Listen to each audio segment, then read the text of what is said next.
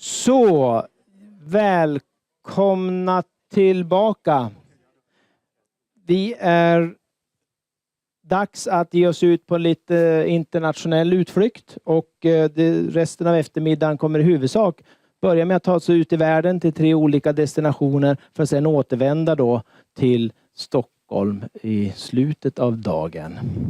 So, and we will now move over to use English as the conference language, and we will have start this afternoon off with 3 presentations, and we just decided that we're going to shift a little bit into the program and try to condense things so we can have all 3 international speakers to be part of the final panel. So just bear with us for the rest of the afternoon and this will work out just fine.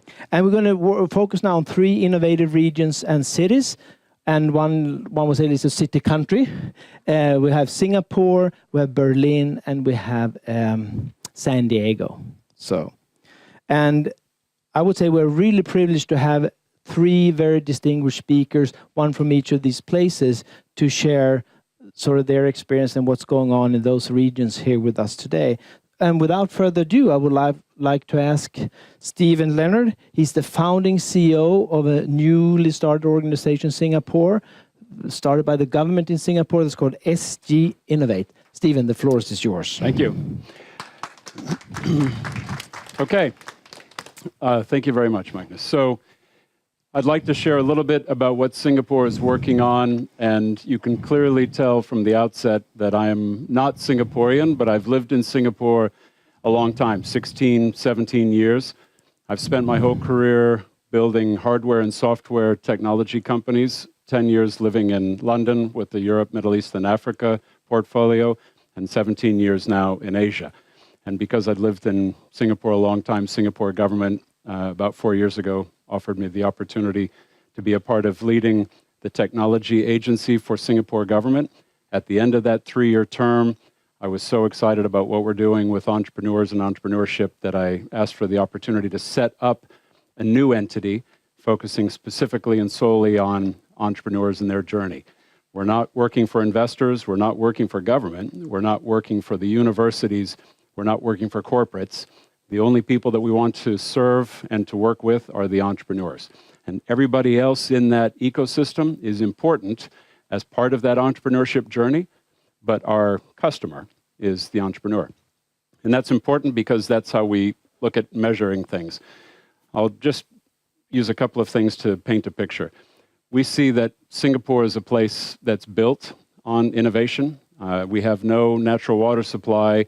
We have no places to grow lots of hectares of food, et cetera, et cetera. So everything that we've been trying to do in Singapore is innovation-oriented. We've had to think about land reclamation.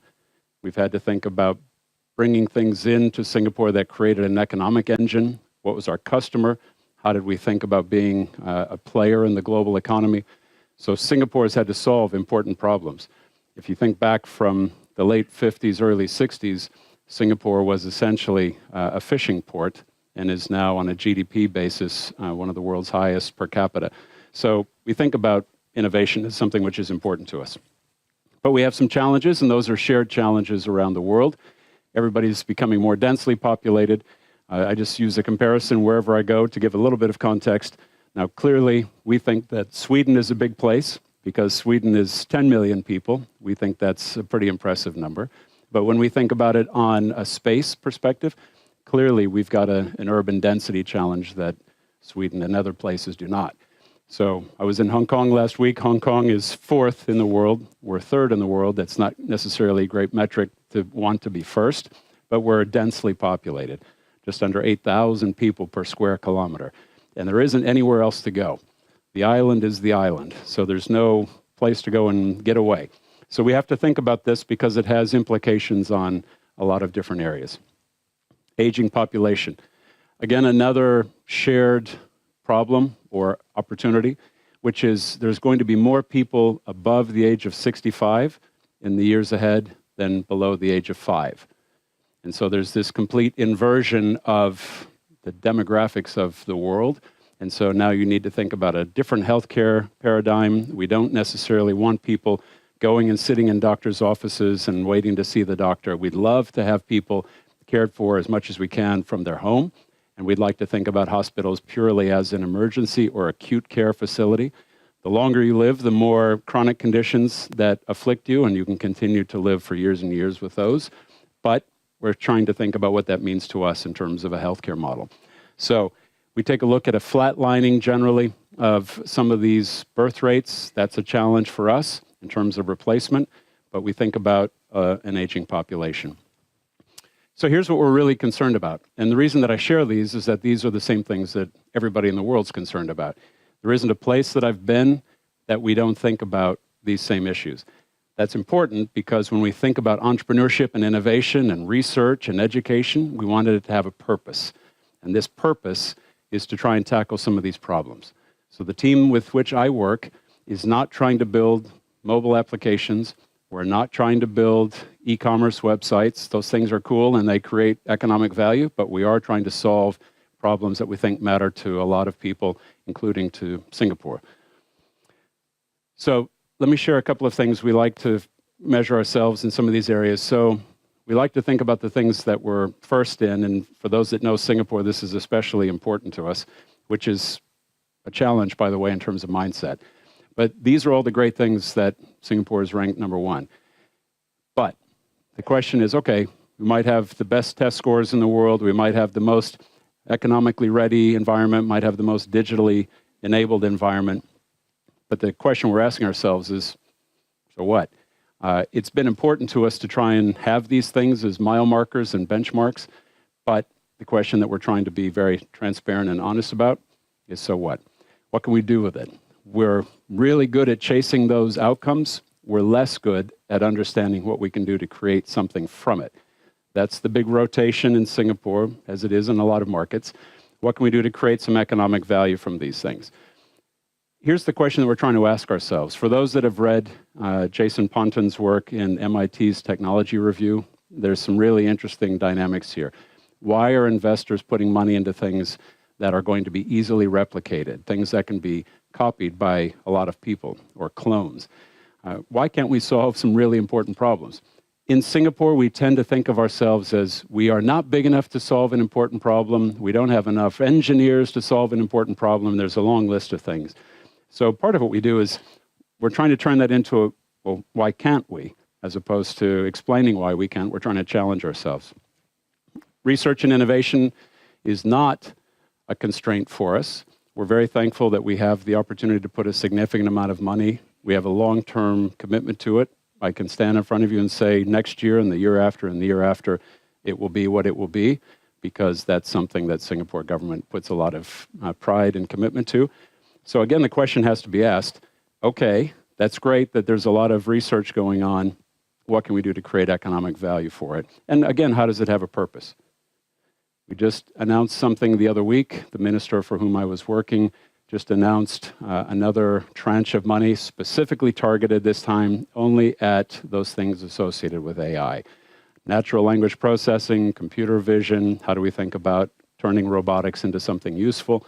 So we're targeting these, but again, a global challenge, and I hope there's things that we can talk about working on together. But here's the thing that we're worried about, and I use this just as a way of explaining what we're concerned about. So we're going along quickly, everything's great, and then we get into this, right?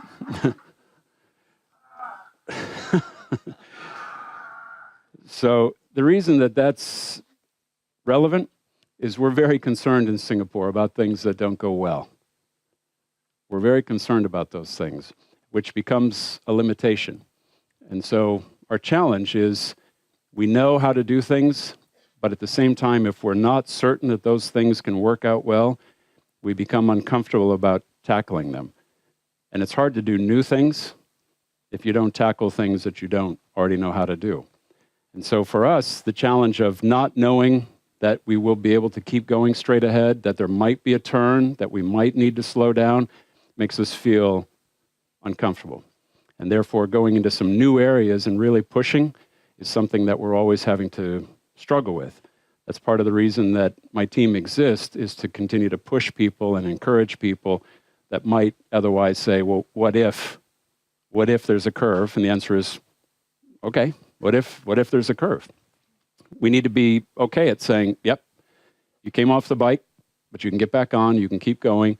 It wasn't something that should stop you forever. And if you let that concern get in the way of doing anything, then you won't do something amazing.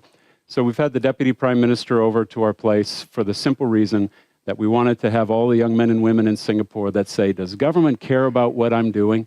And we wanted them to say, okay, if someone like the Deputy Prime Minister, who's been in Sweden and is currently involved in a lot of things with IMF and World Bank, if he cares about what I'm doing, then we must be onto something. And we make sure that there's lots of selfies taken with the DPM and the young men and women, and then they can go home and show their parents. And the answer is, in an Asian culture, knowing that you have face or honor is important. And having that picture with the Deputy Prime Minister when you could have had a job at Goldman Sachs working in analytics matters. So if you want to go start a data science company with 2 of your teammates from university, and somebody thinks that that's not as important as working at a bank, having a picture with a DPM and saying, I'm believing in what you're doing. So we do a lot. We have a lot of ministers over to our place to take a lot of selfies. We had Prince Andrew from the royal family, UK. So my team was sending me WhatsApps all through the morning. We had Prince Andrew over to our place earlier today because he's in Singapore visiting some people. And he came by and walked around and said hello to some of the men and women. We do that specifically and only because we want to encourage that they're onto something important and amazing. Right? We don't know where it leads, but we do a lot of that. So that's what we're trying to do. SG Innovate, which is the team that I've set up, is itself a startup. And we had the DPM say that very specifically because some of my government colleagues will say, how are you measured? Why are you able to get away with these things? Why don't you have the same sort of metrics that we do? So we asked the DPM to say, these folks are actually trying to do something different, and we don't know where it will lead, but that's okay. So here's what we define ourselves as doing. We want to enable ambitious and capable men and women, and we say those because a lot of people are ambitious, but not necessarily capable. A lot of people are capable and have little ambition, so we want to work with people that are both, and we want to enable them to work on something that's technology intensive. Something that's difficult to recreate, something that's difficult to clone. We want it to have value, durability, and we want to do something that matters for the world. It's not our intent to do something for Singapore. We want to do something from Singapore, but for a bigger market. Something that matters, makes a difference. And we want to build on the research IP. So that's the link. We put a lot of money into research, and what we're saying is, that's great. Let's go build something. Here's how we define ourselves. We put money to work, so we're an investor. We help people acquire customers. We don't do the selling, but we make a call to somebody of influence. So we'll call the head of cybersecurity at one of the telcos and say, we've got 2 amazing young men and women. You should meet them. They're working on something that might make a difference for your business. Give them 10 minutes, please, and they will. And there's no way that a 2-person, no-name company will see the chief of cybersecurity at a major telco. But we can help make that introduction happen, and we do. And we don't do that in Singapore only, we do that in a lot of different markets. We do that in San Francisco, we do that in London, we do that in Tel Aviv, we do that in China. So what we're trying to do is just give an open door and a fighting chance. That's it. Increase the odds. That's all of our goal. Give them visibility, coach them, put money to work. We've been up and running for about 6 months. We've got a lot of things that we're working on. We've had thousands of people at different events. We don't measure it based on whether we have 5,000 versus 7,000, but it's just a data point that says that it's not 50. And what we're trying to do is have AI, blockchain, autonomous vehicles, and so on. Things that we think are important and exciting. And what we want to do is just build community, have people be interested, excited, engaged, involved in things that are difficult and important, as opposed to just saying any startup is cool. What we're trying to do is to say, working on things that other people don't know how to work on is cool, right? Anybody can set up a shop. All of us could go set up a business by this afternoon. But setting up something that could make a big difference to people's lives, that's pretty cool. And we put money to work. In the last 6 months, we've invested in 14 early-stage companies. We'll put money to work in another 15 or so by the end of this year. It's just optionality. We believe in investing in great men and women, whether it's this company or a different company. We just like to work with great people. And we hope that a few of these companies actually go the distance, of course. But we do want to be active. So we have industrial wastewater purification. We have Internet of Things encryption. We have people that are working on satellite laser communications, different things. And here's the team. We have about 45 or 50 people with whom we work. There are our direct teammates, my direct teammates, and then we have people outside that are a part of our extended network. VCs, universities, corporates, government. And so that's what we're seeking to do, help people make a difference on a big scale, and we believe a lot in the power of networks. So we'd love to work with anybody and everybody that wants to do something that's going to make a difference on a big scale. Thank you very much. Please take. I have to ask you a couple of few questions. Well, you can also sort of add questions via the app for Stephen, and we might pick up some now or some later in the panel. So, but how much? What is your budget? You said you invested in 14 companies. Do you have a fund, or do you have operating? What's the setup with sort of the budget and the fund to invest in? So. We don't think about it as a fund because we have 2 sovereign wealth funds from within Singapore that are on our board, and we have a whole ecosystem of VCs. So we have our own budget of investment money.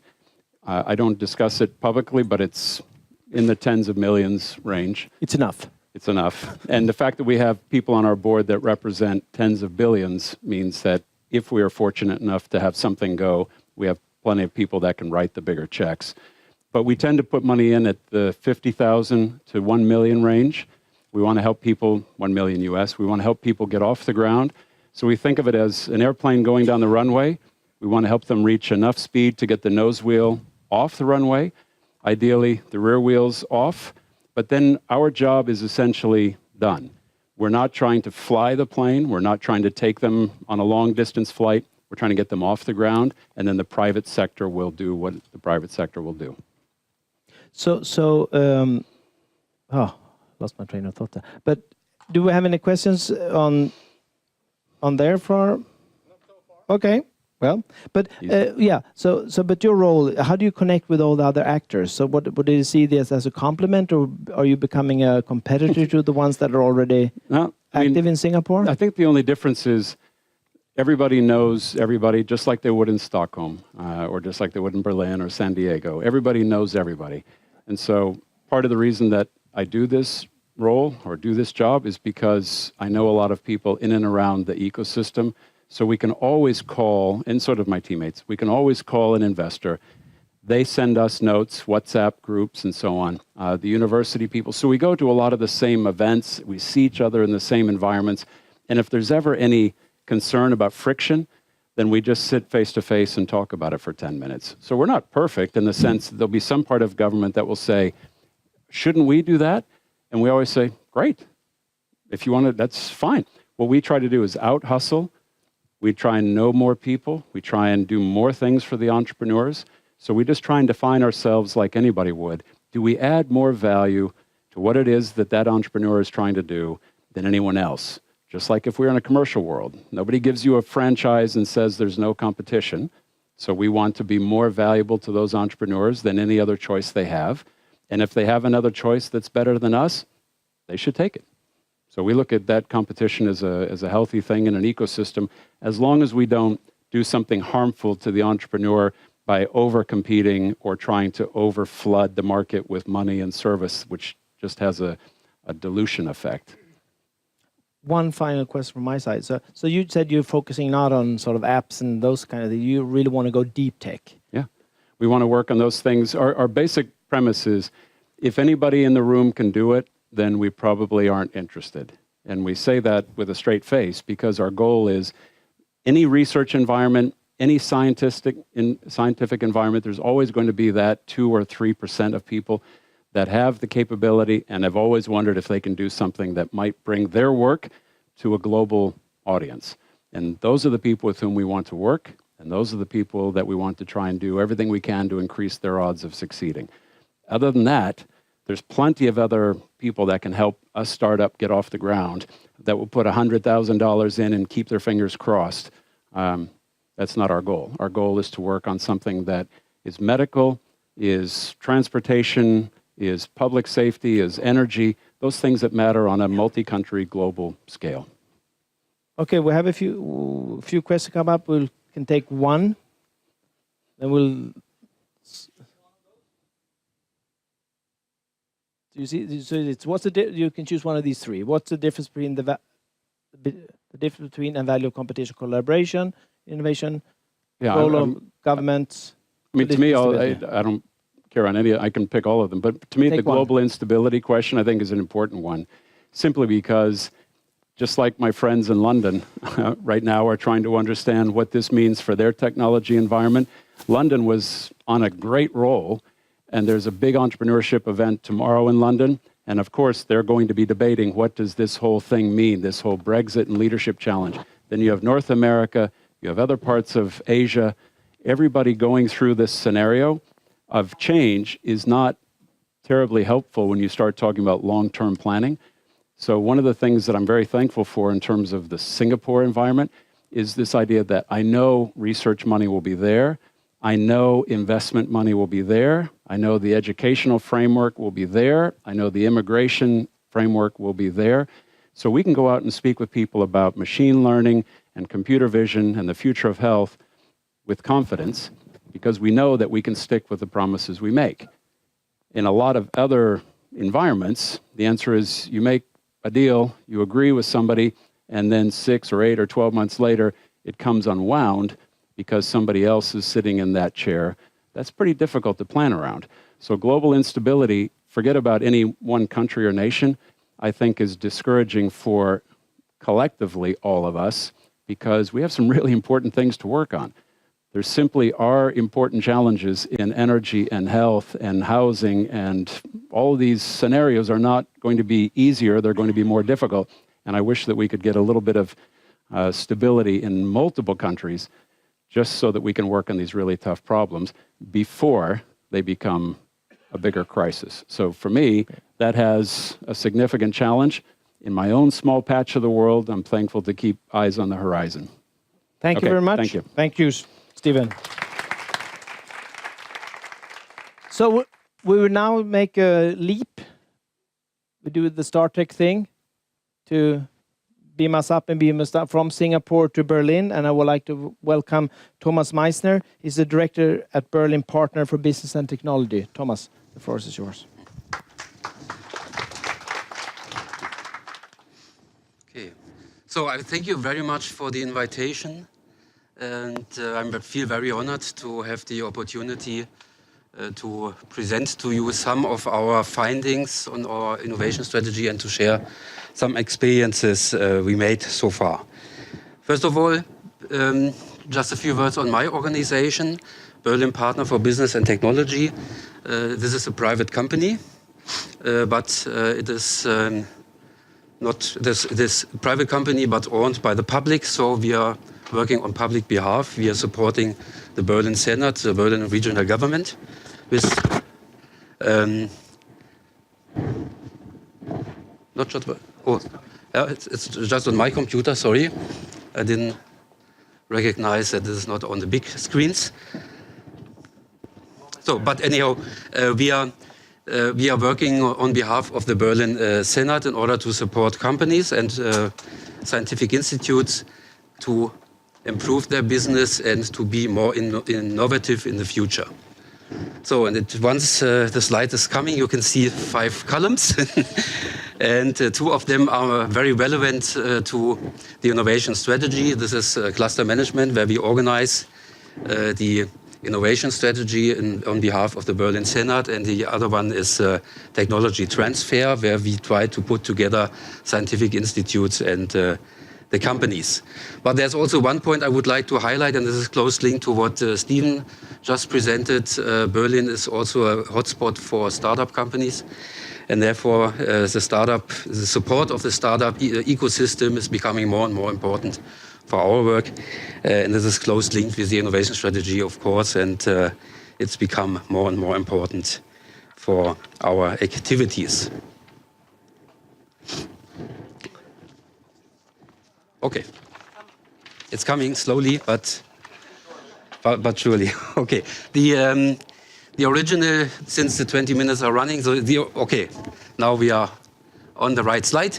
The original basis was given by some EU-financed studies already 15 years ago.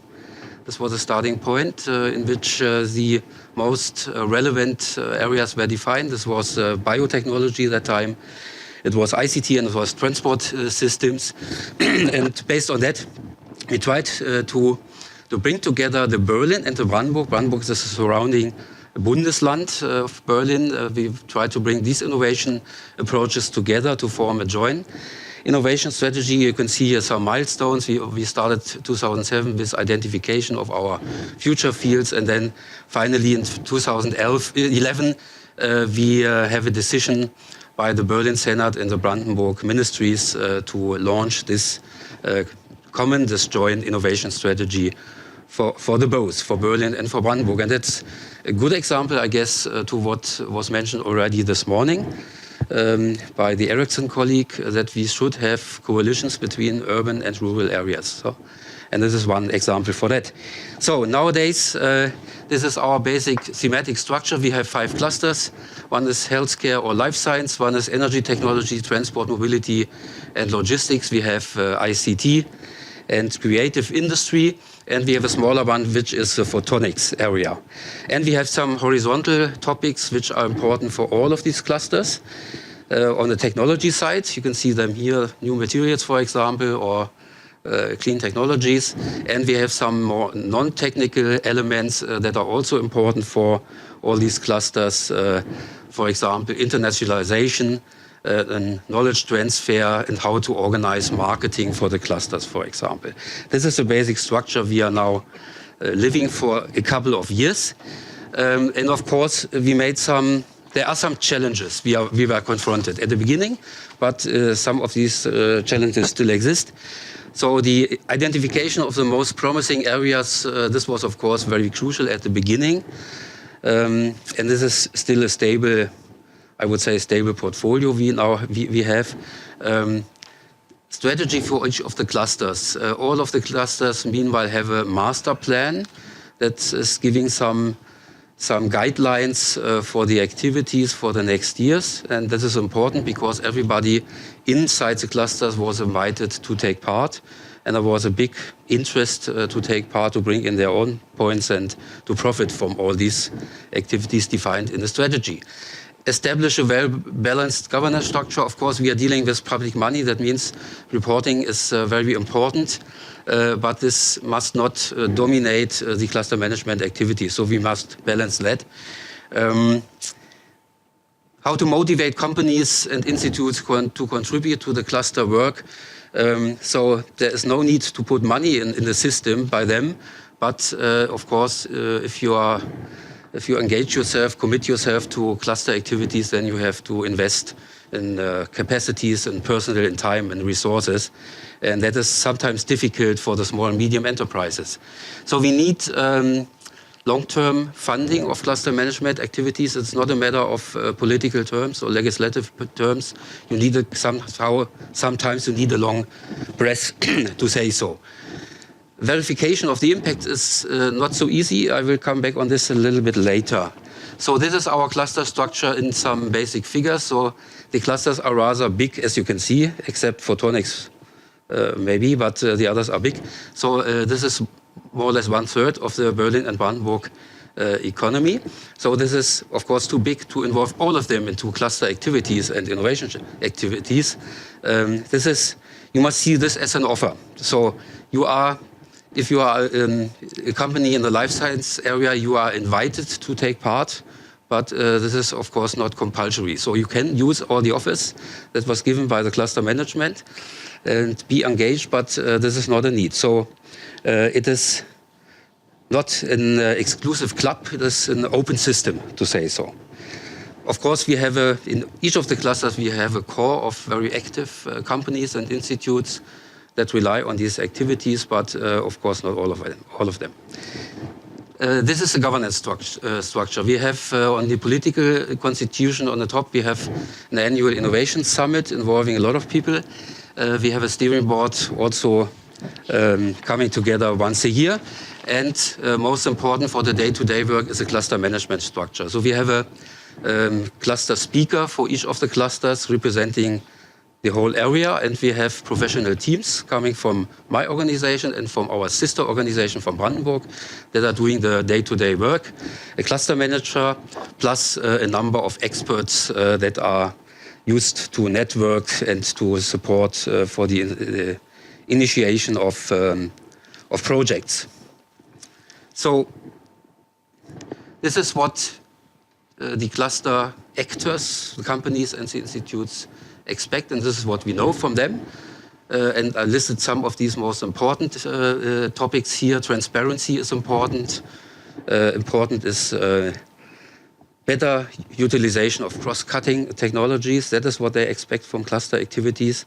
And probably the two most important are the involvement into future-looking R&D projects and the opportunity to establish long-term trustful partnerships. So that is probably the most important thing. And this is not a matter of a few weeks, this is a matter of years, more or less. So, and we do not replace existing networks with the cluster, but we support them in their activities. So master plan, what is all about? I already said this was an important process to give to all of the cluster a master plan. This was a bottom-up activity where everybody was invited to take part, and this is now stable. So the master plans were defined between 2012 and 2014, and now they are in a revision process. Energy technology is the first one who have worked on a new version. Implementation and budget. I only want to highlight one point. This is the second one. So our innovation strategy is part of the operational program of Berlin and Brandenburg in order to make use of structural funds from the Commission. So half of the money for the cluster activities is coming from Brussels, and the other half is coming from the budgets of the two Bundesländer. So this is important to know, because then that's the reason why we have to stick with the S3 strategy, of course. And but this gives us much more scope compared to the situation where we had to finance everything by our regional budgets. So the budget for cluster work is around 4 million euro in Berlin, and almost the same amount on the Brandenburg side. That means it is not the money for projects, it's the money to finance the cluster management activities. If you are looking on projects that were initiated by the cluster management teams, then you will end up with around 300 to 350 million euro in 2016. So there is a big lever behind, of course. So the measuring progress, I already mentioned that with a few words. This is important. We have now two instruments in place. One is more on the top level. This is the cluster monitoring based on official statistics. You've seen the number of employees and the turnover. This is coming from this instrument. And the second one is more looking into technical areas. This is a monitoring which we call impact monitoring, because it's trying to make the link between activities of the cluster management and the long-term impact, which is difficult, of course. It's not an easy task, and therefore we discussed a lot and came up with a rather complex system. This is just the first level of it, but see the complexity. We had a lot of discussion about it, but now it is in place. And we try to make some change between cluster management activities and the mid-term and long-term activities out of it. So this is in place. This is IT-based, and this had a link to the reporting, so we can drop on push a button and report. More or less a report comes out, or let's say some major statements and some major figures come out by pressing a button. So the reason for that is, or the purpose is not to have a direct control of the cluster management, but to improve our impacts, to have reverse loops in order to improve our things to do, our tasks and our activities, in order to have better impacts for the economic systems. So I just have two examples of projects with initiated by cluster management and has some long-term impacts. The first one is on the transport area. This is what I feel a little bit more comfortable because I'm responsible for the transport cluster in the innovation strategy. So we already discussed about electromobility some 8 to 9 years ago, and first step was to form a kind of model region or pilot region between Berlin and Potsdam, which is the capital of Brandenburg, and then finally came up with a big showcase project that involved more than 80 million euro, more than 100 partners and 30 core projects, and the purpose was to really have critical mass in the introduction of electromobility in the area, and to have a systematic and integrative approach between the energy system, the vehicle technology, and the transport system. So we had 4 showcases in Germany. 3 of them were dominated by the automotive industry. The one in Berlin-Brandenburg not, because we do not have so much automotive industry in our area. So this was more the intermodal approach. You can see some basic figures here. Important to know is that a lot of these activities, which were finished in 2016, are now on a stable basis, are moving ahead, and already reached some level of commercialization. So this is important for our long-term impacts, of course. The other one is a younger one. It's just started this year. It's a big program from the energy area, energy technology, how to deal with the German energy Wende, energy shift, you know this famous strategy, but it's not so easy to implement. And one approach from the Ministry for Economy was to launch a couple of big regional projects, how to manage with the support of modern ICT instruments, this big challenge of the energy change from conventional one to renewables. And this is now in place, and the big challenge here was the pre-phase. So you need a long breath in order to establish such a big project and all these things that need to happen before. So the cluster management had to work almost 3 years before launching the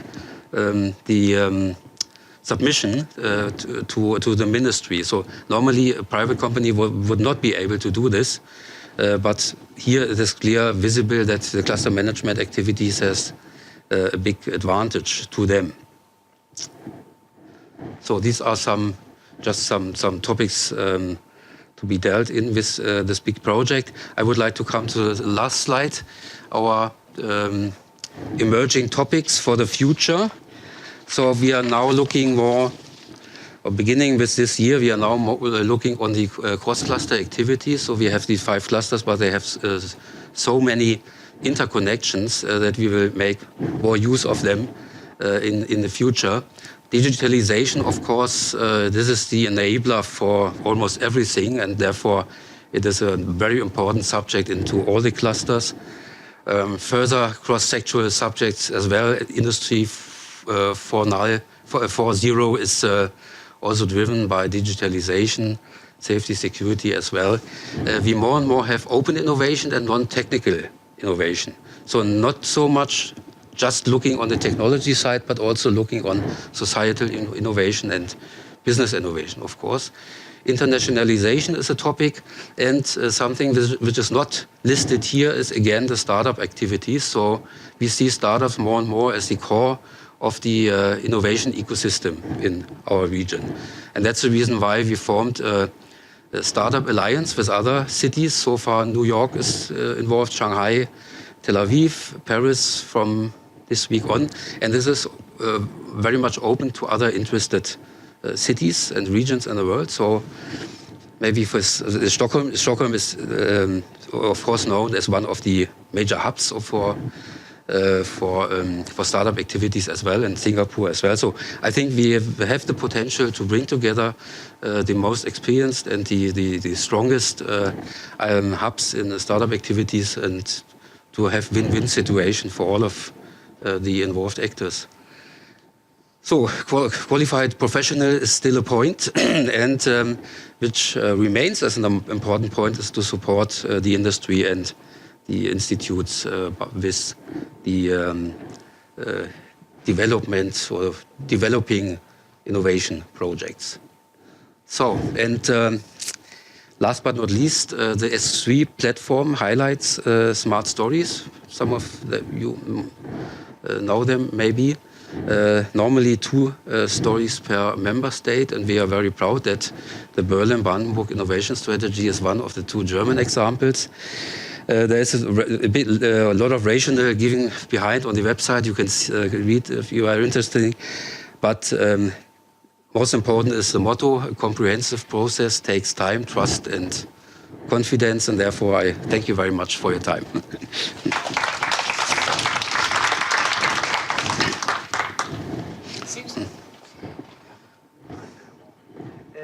I mean, it looks from your description, it's been a very fairly long but also complicated process. So what have been the conflicts to get these clusters and create these sort of cluster engines? Yeah. How have you solved the problems, of course? As I said, at the beginning there was a discussion how to define the cluster borders, or the core clusters. Some of the German region and other regions in Europe define cluster as smaller associations where everybody knows everybody, where you have to pay a member fee normally, and where you have the very strong commitment to do everything together, more or less. This is the one approach. The other approach is what we are doing, is a more top-down, look into branches, look into these activities which have a future market, and to make an offer to all of the companies and all of the institutes involved in these branches to take part. So, and this was not easy to communicate. And if we ask all the companies by the Chamber of Commerce, for example, in Berlin and in Brandenburg, do you know about cluster strategy in your area? You will have positive answers of about maybe 15%, because this is the core. This is the core we reach with our activities, and this is the core of companies that are very much interested in innovation, in future developments, and in cooperation. So, and we always have a discussion with, or not that much today, but in the past, with other stakeholders. For example, with the Chamber of Commerce, who have the feeling that so many companies are excluded from your activities. So you need to have a balance between reaching everybody and doing something for everybody versus concentrating on those who are really willing to contribute to a cluster. And this is the kind of conflict we still have, but that was bigger at the beginning. Good. Yeah. Do we have any questions from? Okay. No. So I think, please put in some questions. We'll add them more, and we'll move on because we'll come back, and Thomas and Stephen is also going to be on the panel. We'll have time there after the break. So thank you very much, Thomas. Okay.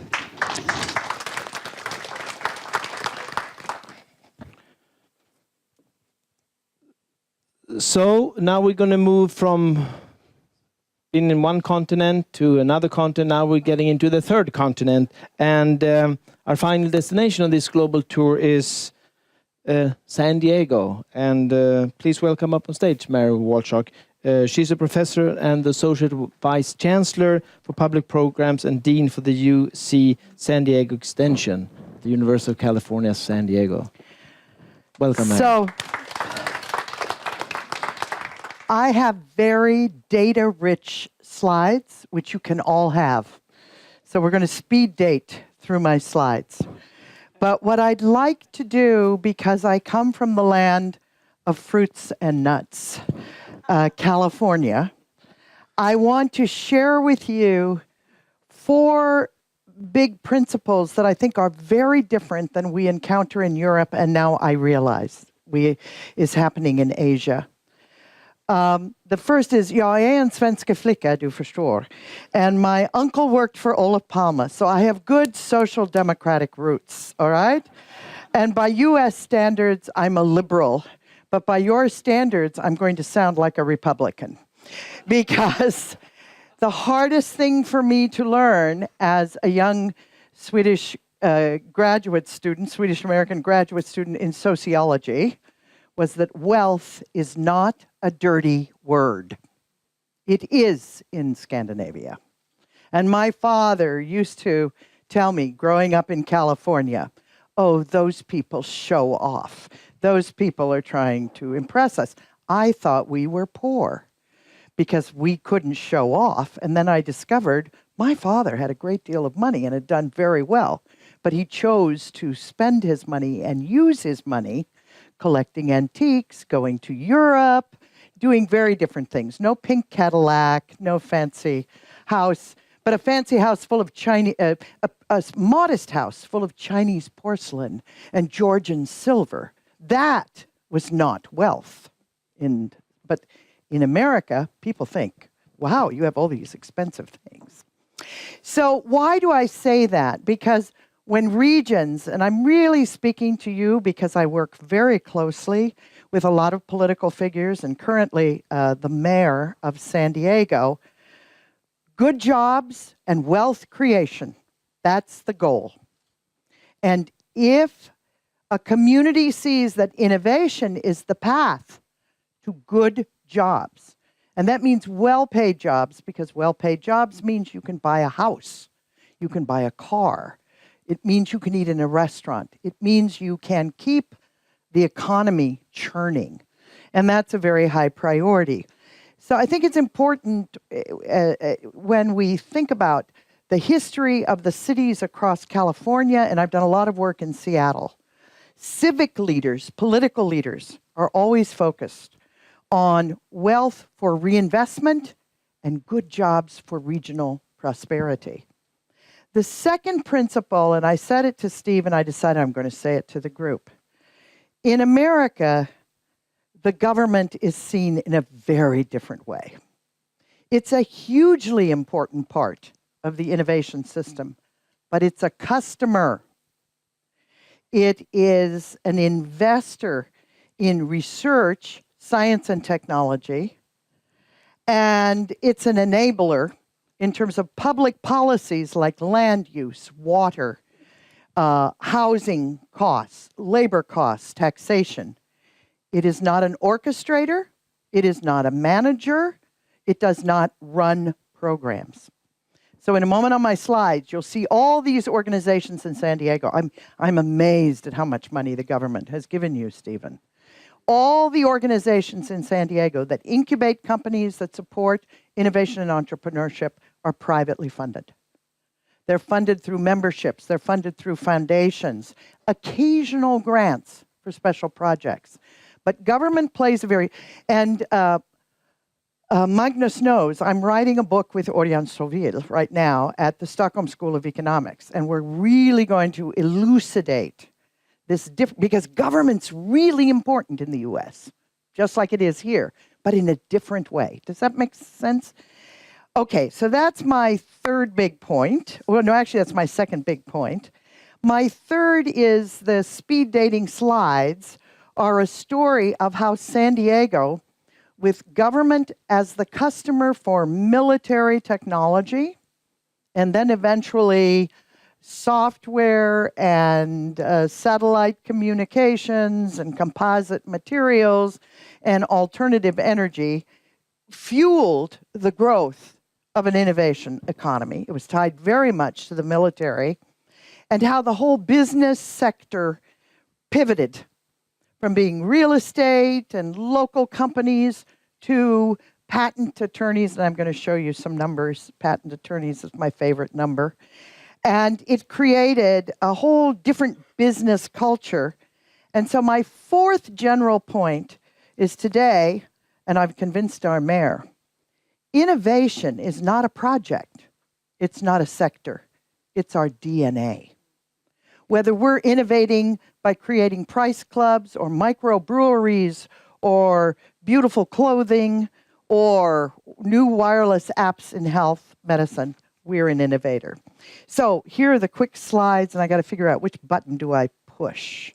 Does that do it? No. There we go. So San Diego's history, no master plan, and still no master plan. economy deeply tied to the U.S. military, and a number of decisions in the 1950s, long before innovation was in style, but they were land use decisions. And the zoning of significant portions of land for light industry and R&D, which we thought would keep the military, were important. The growth of the research infrastructure in the post-World War II science community, you only wanted the best.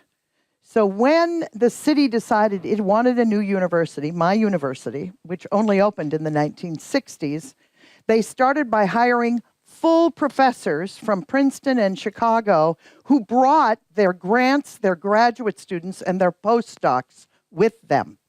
That's what a university is, not an undergraduate college, but a graduate institution, because that began to develop the seed corn. But boosters and champions, the civic culture, which will be another chapter in the book, Orion and I are writing. And that's why I'm so delighted. I feel so privileged to be here and to be with you. Because when elected officials, when community leaders and volunteers, some of whom own department stores or used car lots, understand that innovation is the engine for growth, things start to happen. And finally, the cultural openness to risk-taking and collaboration are extremely important. So let's go through some of the data. Our story sort of starts in the 1960s, and again, I'm going to be very, very quick. But the reason I think it's important in this context is that our most significant history really begins in the 1980s with the establishment of a couple of companies, and Hybrid, which is sort of the godmother of the life sciences cluster, and Qualcomm, which began as a government contracting company. And so, again, I'll share that with you. Research is a huge component of what we do. That's the library on my campus. A small world story. My Swedish mother went to California to be an au pair. The man who designed this library was the little boy she took care of. And she couldn't get over that. Okay, so let me see. How am I suddenly have lost this. It's not moving. Could you help me? I want to give you some quick numbers. Here. Okay, this one. All right. So today there is about 1.26 billion in U.S. government and R&D. In our region, it's about 3 million people. And that's just government funding. We estimate about 3 billion annually in the metropolitan region because of foundation and other sources. And it's important to understand that even though there are only 3 universities, there are a lot of independent research institutes, like the Salk Institution, that attract a great deal of money. You can see that in NIH funding, we trend above a billion in the region, and then you add to that NSF, NASA, other kinds of funding. It's very, very significant. Again, all of these I'm happy for you to keep. The main thing is about $1 billion in research funding. We're number 5 in the United States. My campus, just my campus, is number 5 in the United States. That's Stanford, Harvard, Chicago, Princeton, Berkeley, UC San Francisco. We're a very productive campus. Our medical school alone, again, this is public money, gets $577 million in research funding. The medical school and clinic and hospital budgets this year are around $2.7 billion. And so it's a big force. And UC San Diego, my university, can track 650 companies over the last 25 years that have come out of one university. Patent applications and patents granted we were talking about metrics. These are metrics we keep every year, and this comes out of a report we prepare every year. And what it means is if you compare, say, we did a comparison with 3 cities that have great medical schools in the United States because of our medical focus. And you'll see that in San Diego, 36.6 patents per 100,000. In St. Louis, 11.8. In Philadelphia, fabulous city, great medical school, but the patenting is 1/3 of what it is in San Diego. A tech-based economy. The industry today, we have about 6,700 tech companies, and they are in various clusters. 11% of all the employment in the region is in technology companies, and those 6,700 are only 7% of all our companies. So we have a large agricultural economy, brewing, wine, sports industry, tourism, lots of other clusters, but the tech companies represent 23% of the total payroll in the region. And again, if you accept what I've just shared with you about what mayors and governors want, when you have high payroll industries, people purchase services in the other industries that are more local. And so lots of construction jobs, lots of automobile maintenance jobs, those sorts of things. The tech companies by industry sector, they cluster. As you can see that everybody thinks of us as a biotech hub, and to some extent that's true. It's about 34% of those 6,700 companies. But computers and electronics is hugely important. And with the convergence of wireless and software and healthcare and the environment, this mix of capabilities is very, very important to us. Nobody picked those clusters. Those clusters evolved out of projects that were pursued by scientists and engineers. We start about, on average, 400 technology companies a year. If you take restaurants started, clothing stores started, it's a couple thousand. But it means about every 18 hours, a new technology company is getting started. I've done work in St. Louis. They do about 45 companies a year in the tech sector. So 1/10 of what we're doing. And we also have data because of the ecosystem that supports these companies that twice as many of them succeed as typical startup companies in other cities, in part because of support mechanisms. And by population, I mean, look, San Francisco, Santa Clara, many cities are actually ahead of San Diego, but look at that list in California, a lot of startup activity. Risk capital, we call it venture capital. I love it that in Sweden it's riskkapital, and in English it's venture. Let's go on a journey, let's have fun, let's climb a mountain together, as opposed to, oh dear, we're getting very close, we could fall off, it's very risky, let's put a little money in, you know? But I put risk capital on this out of respect for my Swedish heritage. And this gives you some sense. We're number 6 in the United States, I don't have that in this data, in terms of venture capital and angel capital.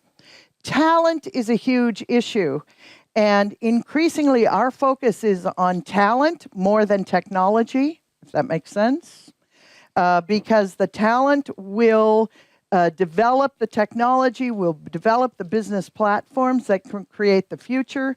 And so many of our strategies are around how to attract bright college graduates and PhDs to our region. You will see appalling statistics on America's high school graduation rates and California's. We are well behind many, many countries in Europe and Asia, except when you move in the direction of college graduates, and professional degrees. That somewhat reflects our social diversity. My office is 20 minutes from the Mexican border.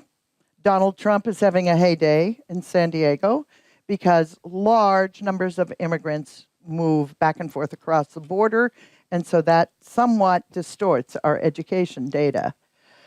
Innovation economy employment, this is very important and maybe of interest to you. And I apologize I have the 2016 data, but I didn't have time to update my slides. But approximately 150,000 working in the tech sector.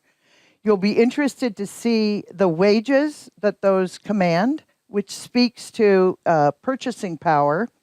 And it might be even more interesting for you to see where the mean and median are. But these are very good jobs, very good jobs. The tech clusters, there was no cluster strategy. Nobody picked, are we going to do this or that? Now, where there was strategy was research. So the research institutions lobby through the National Academy of Sciences and the state and the federal government. We need more money for cancer research. We need money for brain research. We need money on HIV/AIDS. We need money in renewable energy. And that's, again, now we're talking about where the government is playing a role, because there's a lot of activity in sort of picking areas of promise for basic research. But when it comes to cluster development, that's very much localized, and organic may be too strong a word, but let me describe to you. Hybritech was founded in 1978. There were a handful of life science companies in the 70s. When I first came to the university, I was very young. And the good luck was that Lilly, a large pharmaceutical company, acquired these companies, and nobody wanted to work for large pharma. So all these guys that got bought out by Lilly, it sounds like Uppsala, huh? And Pharmacia said, I'm not going to work for this Midwestern bureaucratic pharmaceutical company. I'm going to start my own companies. And so today, there are actually more than 500 biotech and pharmaceutical companies, seeded by some of these early successes. And you would say, well, Mary, it wasn't a success. They were acquired. But our definition of success is the entrepreneurs and the talent stay. It's not about the companies, it's about the talent. And the talent reinvests in the next generation of companies. And over time, 400 or 500 pharmaceutical, smaller and mid-sized pharmaceutical companies represent a lot of good jobs and a lot of wealth creation. And there is a tendency to think we need the next Volvo, the next Qualcomm, the next Hewlett-Packard, but I'm not sure that's what we need in the 21st century. Similarly, and I've got begetting charts, and you can have those, so you can see how names reappear in 7 or 8 iterations of companies. And as I said, also the medical device industry is an important part of that. So when I say 450, that's pharma companies. 200, this additional 200 are what medical devices. And again, seeded by 1 or 2 companies in the 60s, and today there are more than 200. So you can have all of that. Whoops, I'm going the wrong way. I apologize. So let's look at ICT. Again, you don't think of ICT as a strength in San Diego, but we're the center of the Pacific Fleet. And in fact, I say this with no pride. I'm a pacifist. I'm a Swede, for God's sakes. There's substantial increase in military investment in America. It's in R&D, and it's mostly on the West Coast, and a lot of it is in San Diego. So cybersecurity, composite materials, renewable energy, communications, a very, very important part. So the military still has a significant influence. But back in the 1970s and 80s, outside of large defense contracting companies, there were very few small companies. But today, there are over 1,000 in IT. And again, happy to have you look at these charts to see how names appear again and again. Defense cluster is still very big. That goes back to 1911. I wrote a book for Stanford, if you want to read about it, The Roots of the Innovation Economy in the Military Economy. And not proud of it, it's just a fact. And today there are more than 260 aerospace navigation and maritime technologies. And actually the maritime cluster is one of our fastest, and who would have thought? Nobody expected it. A couple Navy guys and a retired admiral said, don't you realize all the companies that are developing around marine science? Clean tech and renewable energy, action sports. I actually dated a boy who had a real Woody. Do any of you remember those wooden station wagons from the 50s? You know, run, run, run, run. Yeah, when the surf's up. And nowadays, it's all composite materials. And we have a professor at UCSD, I have to tell you, because this is what government can't plan. I have a good colleague, Stephen Metcalf. You can Google him. He works in the area which in English we call pond scum. It's green algae. He's my age. For 25 years, everybody thought Stephen was a fool. What on earth are you doing looking at algae? Well, today he's a hero, right? Because algae is a source of renewable energy, and he's got all kinds of grants with the private sector and the government to run cars. But two other things is green algae is being used in. Baby formula for developing countries, and the residual materials are now being put inside surfboards instead of styrofoam. And Prince Andrew was with us 3 weeks ago, and we gave him a surfboard full of green algae byproducts. So you can't, how do you predict these things, right? These were surfer dudes in the 60s, and they become very interesting guys. Intermediary organizations, again, I'm going to do this really fast. It's a nightmare. But all of these activities intersect, and the government, economic development organizations, trade associations, particularly, and you all mentioned, incubators, accelerators, networking groups. A lot of coaching, mentoring, almost all of this is privately funded in the United States. It's not government funded, and it's not managed by government bureaucrats, but by not-for-profit organizations, and of course, networks. I want you to look at this. Another friend has written a book for Stanford comparing Los Angeles and the Silicon Valley, Michael Storper, S-T-O-R-P-E-R. And Storper talks about the fact that you did not get innovation economy in LA, other than in entertainment, and you got it in San Francisco. My colleague, Stephen Casper, says it may have something to do with networks. It's very fragmented in LA. It's very dense in San Francisco. And so clearly they matter. And I'm almost done, Magnus. Okay. No, I don't have to do any of this, right? All of these things you can read. And also our linkage to Tijuana. Again, I say this to Swedes because I've done a lot of work with Orion. Your connection to the Baltic is a huge strategic advantage, as is our connection to Mexico. 200,000 manufacturing jobs within 20 minutes of my office. Medtronics, Kyocera, Sony. In other words, high value-added manufacturing. It's not about cheap labor. Thermo Fisher has opened an incubator in Baja California. Thermo Fisher, a Boston-based company, acquired a San Diego company, has hired 300 engineers from Tijuana universities. So that linkage is important. So I get the award for the fastest talk with the most information. Thank you very much.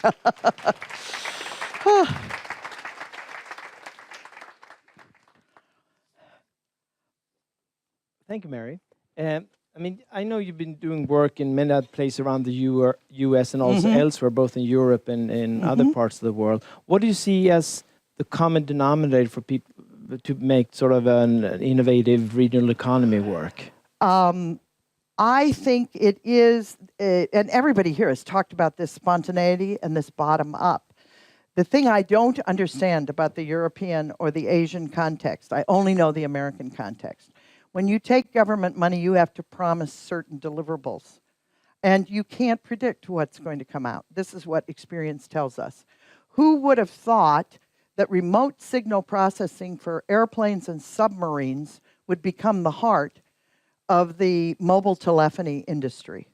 But the CDMA platform that Irwin Jacobs developed was for the Navy. And then in the Viterbi algorithm. And now there's cell phones, but now they're no longer developing phones. They're developing medical apps, environmental monitoring apps. Do you understand what I'm saying? So that the common denominator in Seattle, in the Bay Area, in San Diego, in Texas, is lots of people experimenting on lots of different things. And when certain advantages perk up, people tend to mobilize around an advantage or an opportunity. And then you can get a little more strategic. It appears to me that it's certainly in the United States, the government asks you, what cluster are you going to develop? And it's hard to tell them that.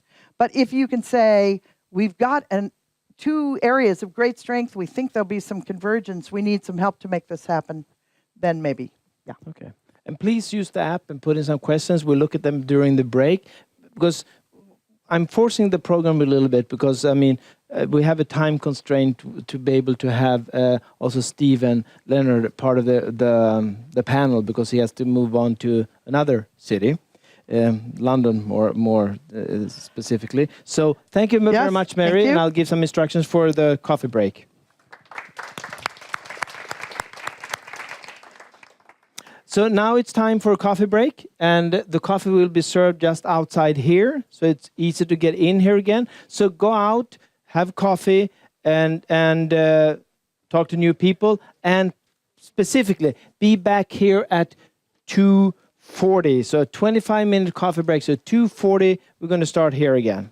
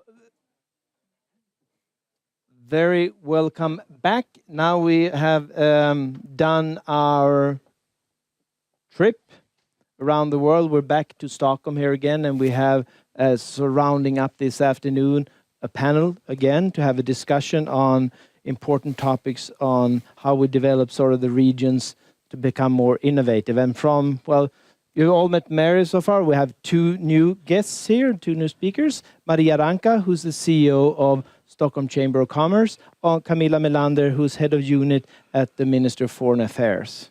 So very welcome to you as well.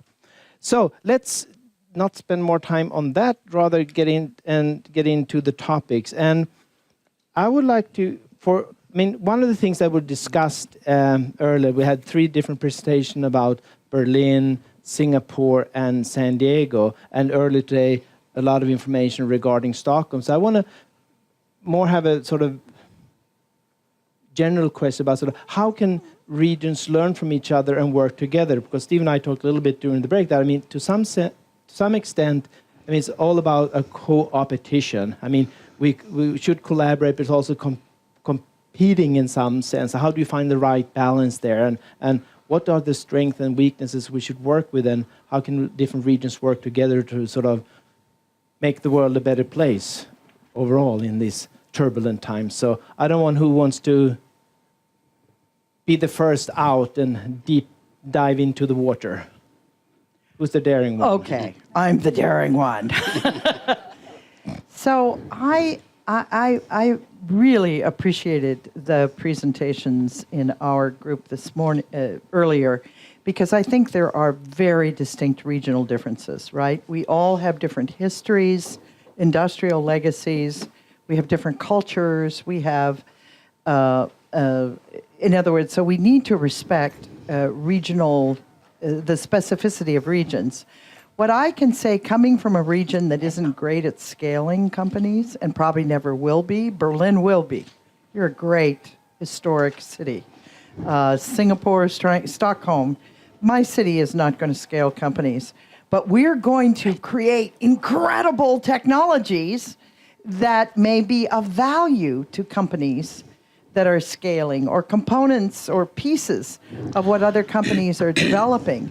So if we see these regional startup innovation clusters, if you will, as opportunities to create value that can connect to what other regions are trying to do, or to scale a local technology into an international marketplace, that's where I think the opportunities are, because I think there are very few places that can do everything well.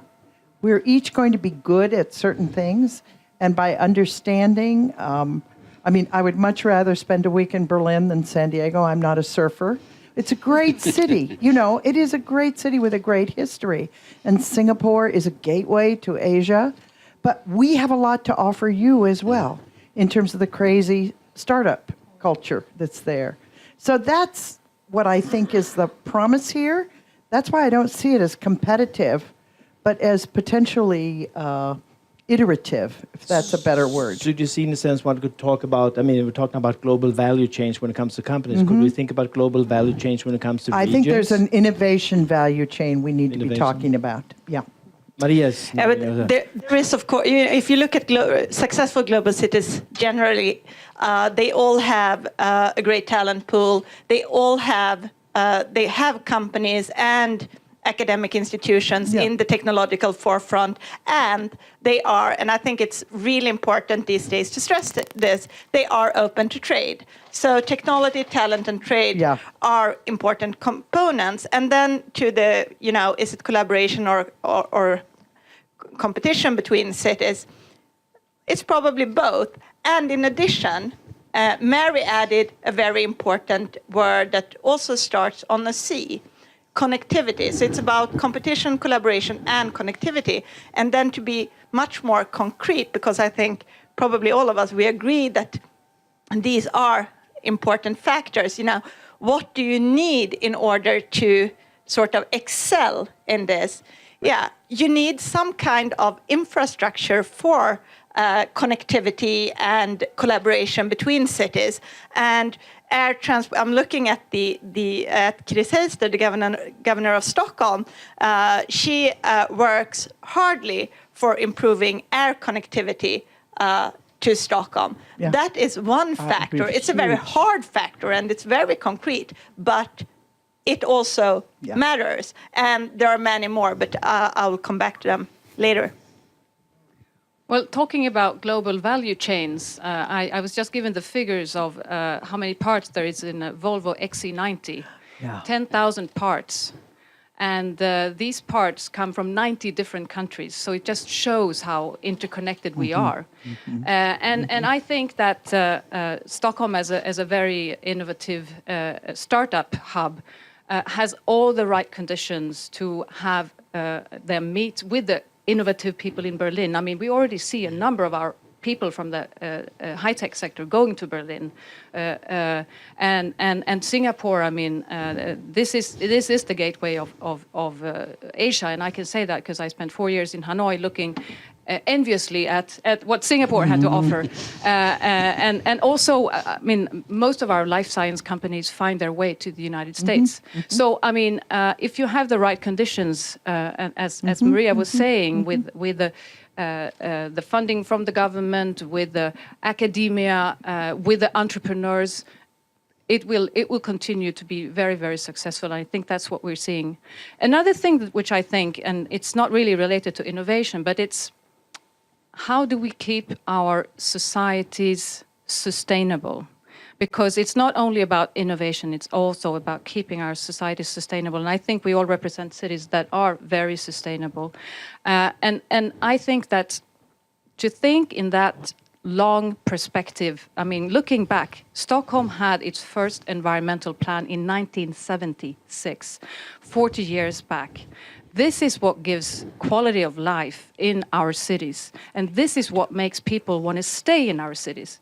And nothing can make me happier than seeing people swimming right in the middle of Stockholm. Yeah. You can even drink the water from Riddarfjärden. Yeah. And when, having lived in Asia for a number of years, the fact that you can breathe the air without a lot of pollution and drink the water out of the tap. These are the things that we need to preserve to keep our cities competitive and attractive. Do you want to add something, Thomas? You're on.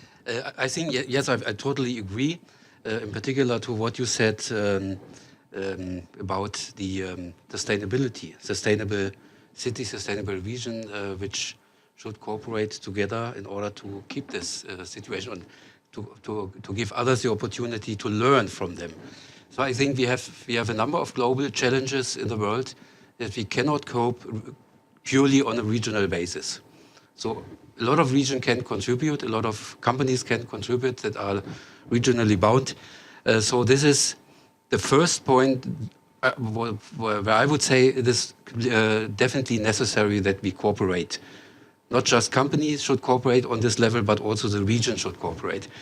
And I think we have to distinguish a little bit between cooperation on the instrument side, on the methodologies, on how to bring together these ecosystems of companies and institutes to make them able to work together, to make projects together and to come up with products finally.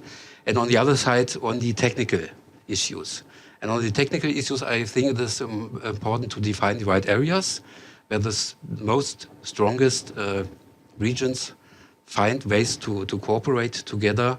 For example, in the ICT sector, in sectors of life science, but even in the startup sector, which is of course broad from the technical point of view, but I think this is very attractive for the startup hubs to work together because there's not so much history involved in there. They all make their first experiences in these ecosystems, and then active interchange between these regions would be very valuable for all. We make in Berlin our first experiences with corporations with the US, with New York for the moment, and in Asia with Shanghai and with Tel Aviv in Israel.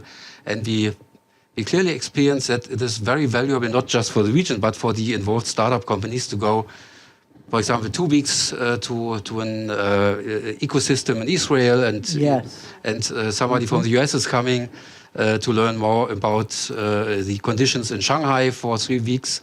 This is very much driving our activities towards the future. Do you see any? Should be on.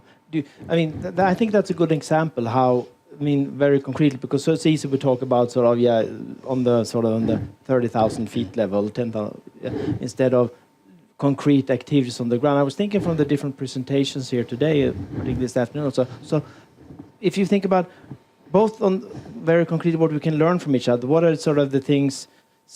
If you would think about, Mary, what do you think San Diego could learn from the other two places, and also Stockholm, and the other way around? Spend the time on that. Yeah, one of the things that I've learned from Stockholm, and it actually was when Ericsson became part of Qualcomm for a brief time, and I knew a lot of the Swedes, and the business culture was so different. And the attitude among Europeans that we need to move around the world. We need to, your point, we need to spend time in other people's places. And Americans are not like that, and it's going to hurt us. And even in the most innovative environments, there's a sense, they'll come to us. But I think your idea, so I'm always encouraging students, but also entrepreneurs, spend some time in Europe, or go to Shanghai, or go to Rio de Janeiro. I don't know. But this notion of getting inside the skin of another culture, as well as collaborating, you see, with the innovation. So I love this idea of programs that would foster exchanges for entrepreneurs or small companies to have an experience in another environment where they might find a partner, or they might just learn how to develop their technology better for that market eventually. Yeah, a lot of people ask me, what is the benchmark for Stockholm? And the answer is, of course, there are many. So it depends on the question. And we can learn from Singapore in terms of bold ambitions and speed. We can learn from Berlin in terms of a more well-functioning housing market. We can definitely learn from California and San Diego, which is one of my favorite places in the world in terms of entrepreneurial spirit. And of course, maybe that point would have been better to make last week, but also in terms of sunny weather. But so we can learn from a lot of places. That being said, I think there is a lot of untapped potential for more internationalization, broadly speaking, even in a place like Stockholm or Sweden. Our self-perception is that we are more international than we are. And one argument that very often is being made is that 50% of GDP is export, and we have all those big multinational companies, and we should be extremely proud of them, of course. But that being said, if you look at the Swedish economy, most companies, most businesses that are in internationally traded industries are not globally active. So there are untapped potential. And we know that, if businesses become more international, that will increase productivity, that will ultimately also have an effect on innovation. That is today's theme. So I think that is hugely important. So I think we have to be, both proud of our history, but also sort of self-critical in a constructive way to actually try to find out, what are the best peer cities, given sort of what we want to benchmark? What are the concrete collaborations, sending tech delegations to interesting startup environments in San Diego or Tel Aviv or Berlin or other places, and so on and so forth. So I think we have a lot of work to do, and there are huge reforms that need to be done or carried out. But also, I think my organization have argued for Stockholm to appoint a foreign and trade minister, which is not, of course, will not change the world, but it's a sort of symbolic measurement that will sort of start telling the story of where we, at least according to me, should be headed. Well, I will take that suggestion back to the ministry. And as you were saying, Maria, I mean, there's a lot of potential. I just heard the figure of how many percent of our companies that are exporting, 11%. So it means there's a great potential. We already export a lot to Germany and a lot to the United States. But where we would like our companies to go is to Asia, because this is where the growth is. This is where 50% of the world's growth will be in 2020. So we launched an export strategy at the Ministry of Foreign Affairs 1.5 years ago. And we would like to help the small and medium-sized companies as well as the big companies to find a way to Asia. Because this is also, I mean, from technological and research point of view, a region that we really need to know much better. And I think all of us are thinking, oh yes, they will come to us. They will come to Stockholm. They will come to San Diego. They will come to Berlin. No. As the Chinese are saying, you should learn Chinese. Why should we learn English? The world is changing and very fast. Yeah.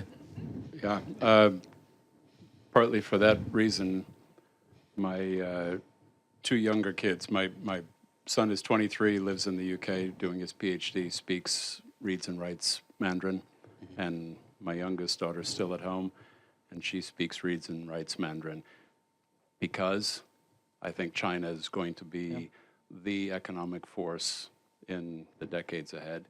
I had this big debate with my former CEO when I was in corporate world in 2005 when I said we need to really speed up because China is doing a lot more innovation. This misunderstanding that China is copying as opposed to innovating.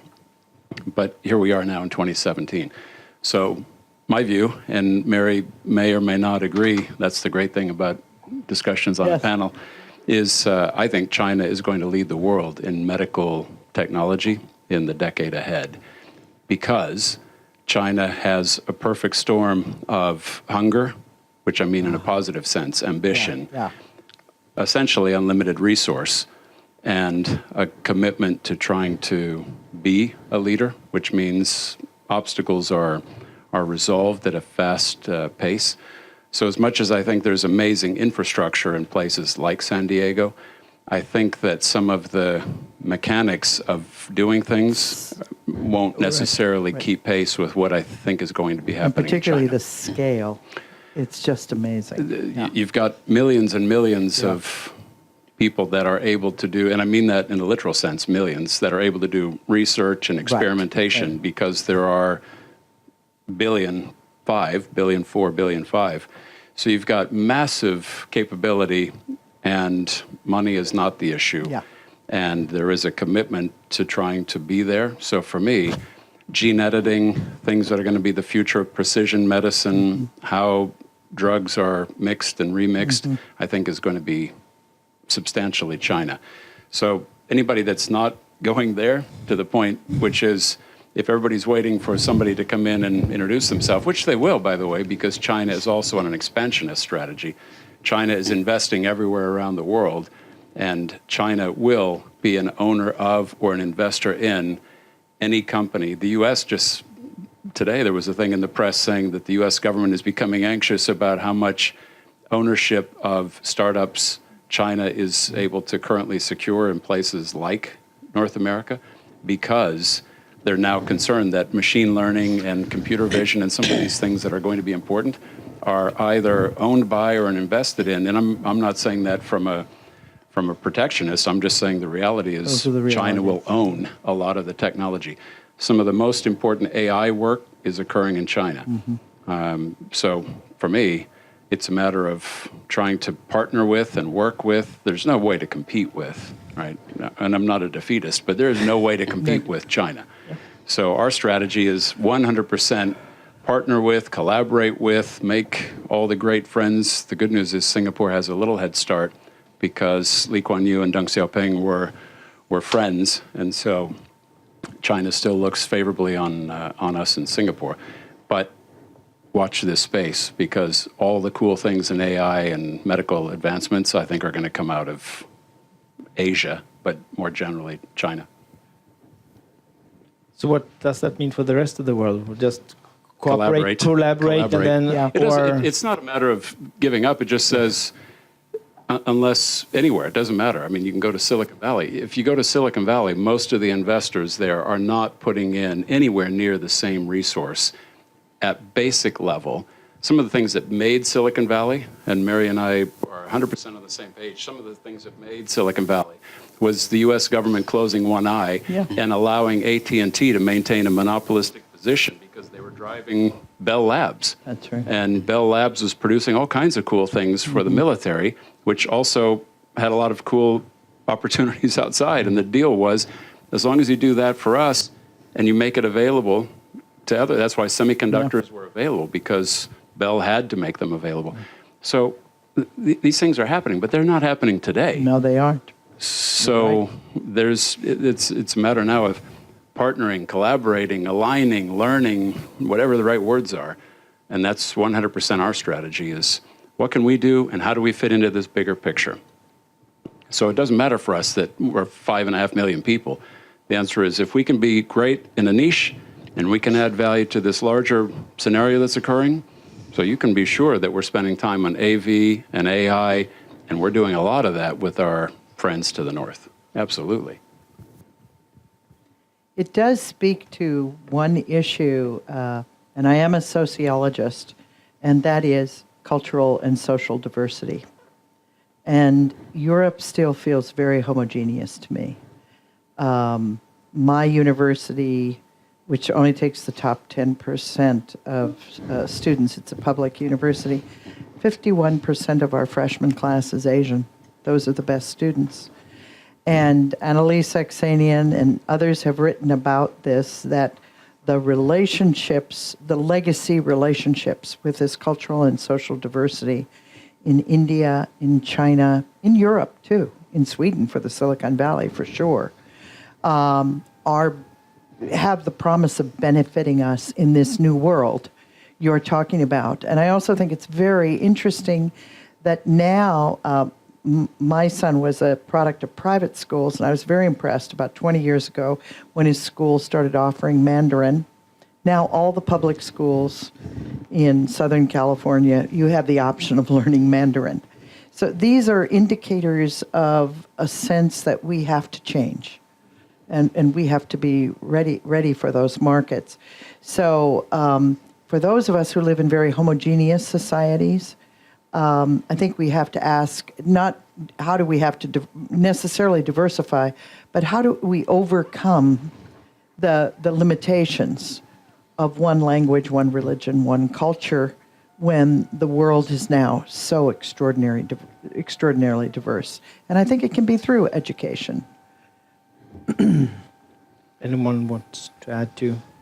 Sorry, but this education thing, which I know Sweden has a rich heritage of prioritizing education, but I think the point, Mike Milken had put out some work as part of some of his Milken Institute, showing that generally, if you take a look at the percentage of income that parents spent on certain items, Yes. education was far and away the biggest item for most Asian parents, to be quote-unquote stereotypical.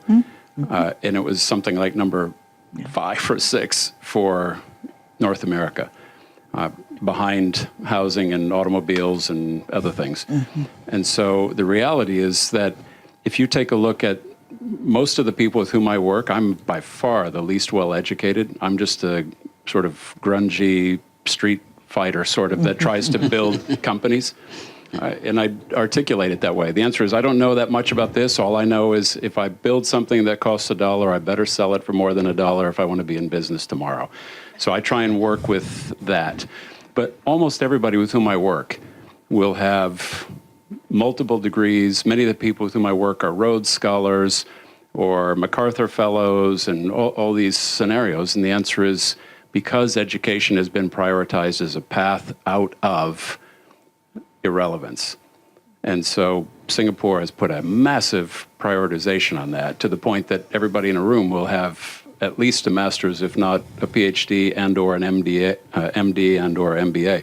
A couple of people I work with are PhDs and medical doctors because they decided they hadn't learned enough. So the challenge then is, how does that compare to the rest of the world? Because that is the reality of what's happening. And so when people are angsting about whether they're innovative enough and creative enough, the raw materials that are being formed and coalesced in some of these other markets, Vietnam is now one of the hottest software development sites on the planet. So I think that there's a collective that a lot of people may not fully appreciate because of this idea that there tends to be a local perspective, and it doesn't matter which local, but a local perspective. Camilla, you. Yeah, I mean, Vietnam was the poorest country in the world after the war, and is now a middle-income country and has made a tremendous journey. As far as education goes, I mean, my colleagues at the embassy, my Vietnamese colleagues, their children would every day after school go to extra classes in English, in mathematics, in French, and so forth. My own kids would come home from school and whoa, you know, Facebook and it's true. The Asian parents spent a lot of money, and it wasn't cheap, even though Vietnam has quite a low level of cost. But it wasn't cheap to put the kids into these extra classes. One thing, though, that Vietnam still doesn't have is the innovative capacity. And of course, in a one-party system where the state controls everything, including what you can post and you cannot post on Facebook and how you can interact, this hampers development.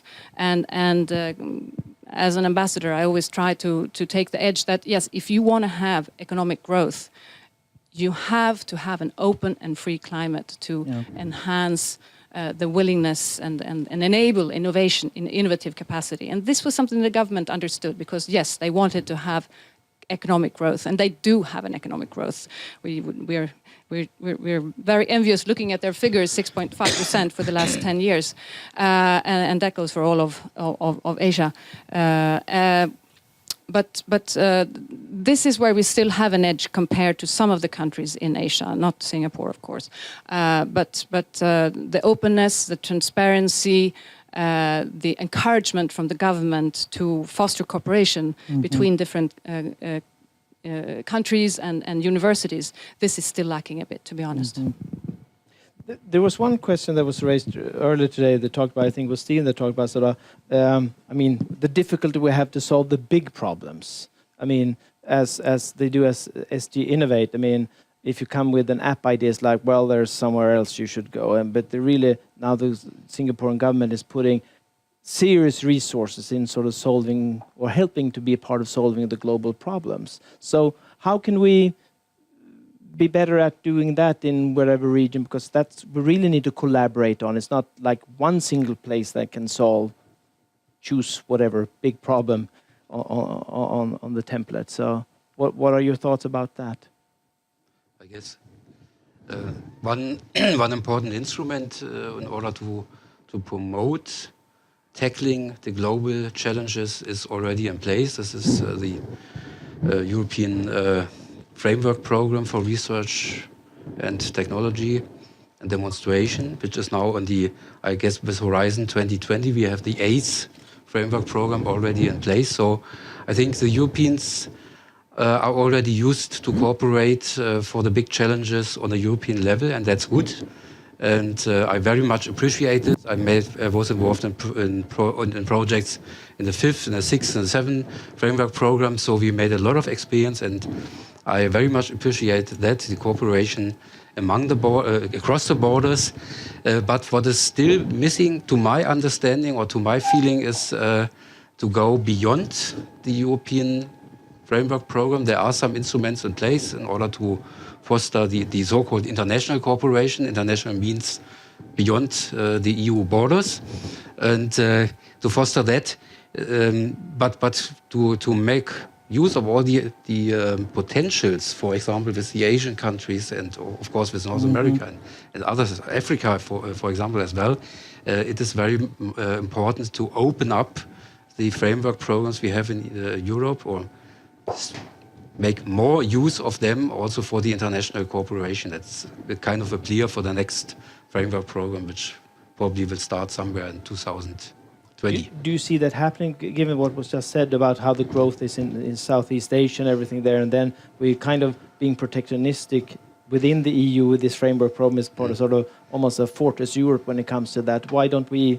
because we have to move fast. I mean, it's 7, 8, 9-year programs and but how do we sort of accelerate that? For the moment, the main purpose of the RTD programs in Europe is to protect and to further develop the competitiveness of the European players. So that's clear. This was the basic idea.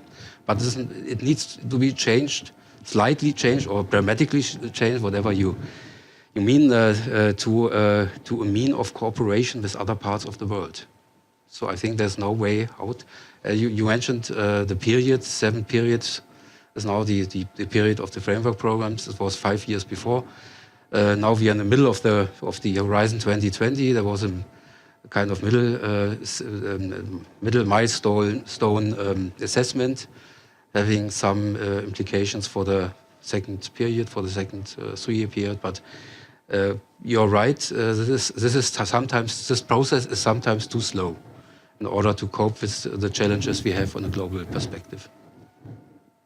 Yeah, Maria. I think we probably need also to actually look at the incentives for solving those kind of problems compared to doing other stuff. And one thing that is happening to a certain extent in California and also elsewhere, and it has happened historically and also now, is the use of innovation prizes. And I think the X Prize Foundation is an inspiration in that regard. And my organization, the Stockholm Chamber, is home to one of the world's largest arbitration institutes, and we have recently launched an initiative called the Stockholm Treaty Lab, which has been inspired by X Prize Foundation, and we're using their commercial platform as well for this prize. And what we are doing, because we are into international arbitration, is that we are looking at how could we work with investment protection and the treaties and the law to create incentives for more investments into sustainable solutions. And that is just a tiny example, but I think we could probably do a lot more on the incentive side in order to channel more resources into those important issues that you are raising. So our recent election has created a problem for what I'm about to say to you, but I think it's very interesting the extent to which the United States has paid attention to what's going on in the EU and also in Asia, because there were a number of initiatives during the Obama administration where scientists literally sat in the Oval Office with the president, talking about the big challenges: renewable energy, understanding the brain, world hunger, that these would be appropriate targets for R&D development and major new initiatives through the agencies so that universities across America could compete or collaborate. And that is under threat right now. And California is a wealthy state and has many, many foundations, but there's no way it can match what the federal government can do. And I'm pretty sure that's true across Europe as well. You can have very wealthy countries, but to have the combined resources matching regional or local funds. And so it's a very hard time in the United States right now, because I do think scientists and civic leaders recognize that we need to address these big issues, but there's no clear path given our current political environment.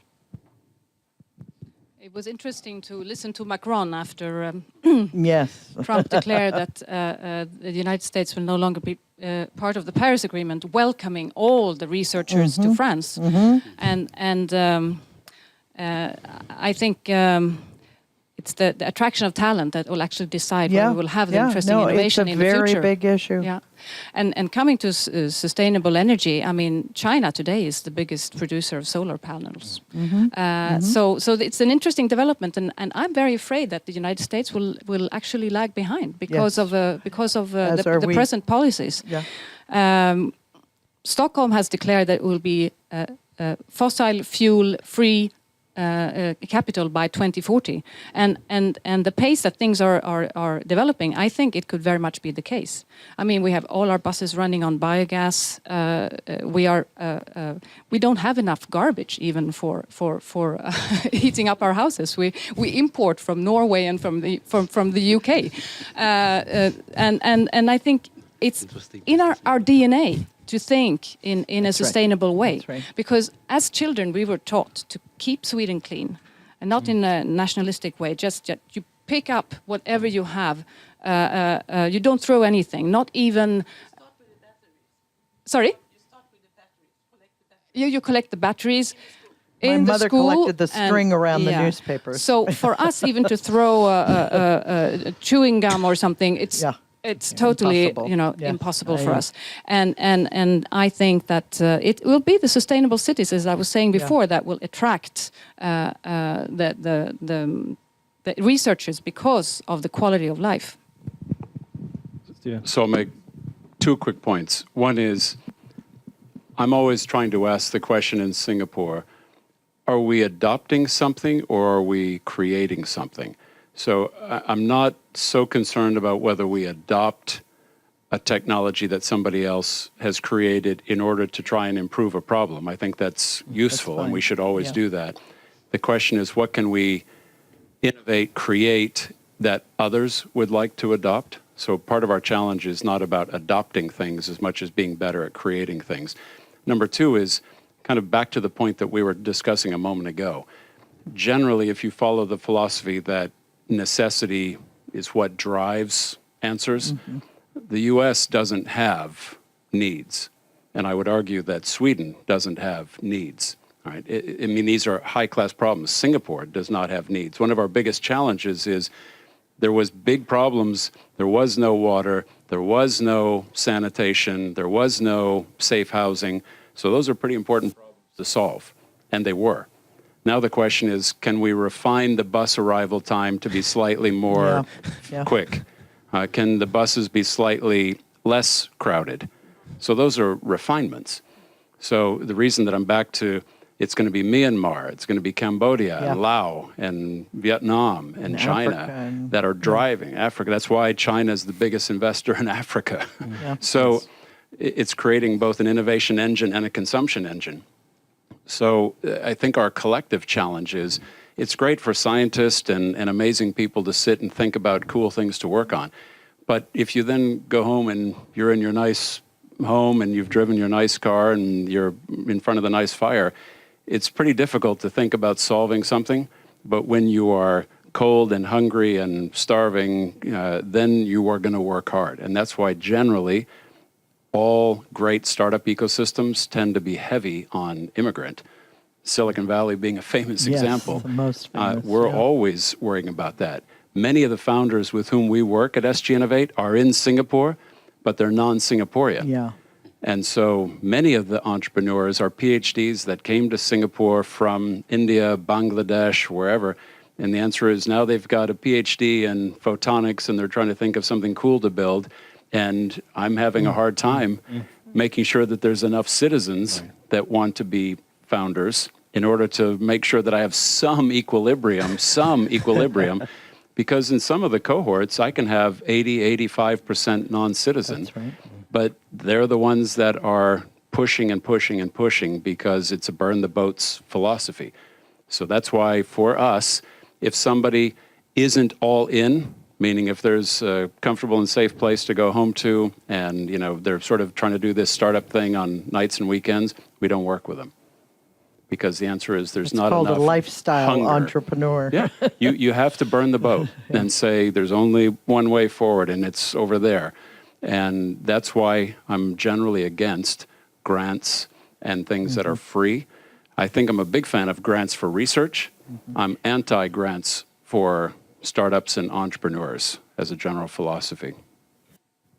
Well, with that, we need to take a short, just a stop, because I know I promised Stephen to be on the car to the airport, so he can leave the country in time. My apologies, but I do need to catch a flight back to London. There's a massive event tomorrow afternoon in London with entrepreneurs, and then I'm taking my wife for my 30th wedding anniversary on wonderful. Friday morning, and that is non-negotiable. That's right? non-negotiable. Yeah.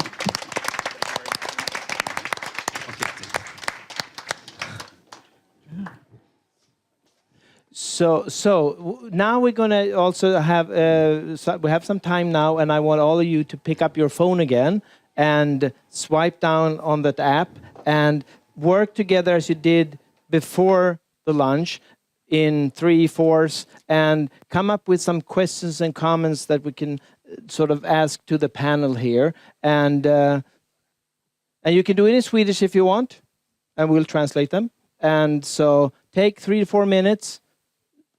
Think about what you want to have asked now, or comments, or to use the knowledge of the panel, and we'll let them catch their breath for a few minutes, and then we'll get back to you. So please.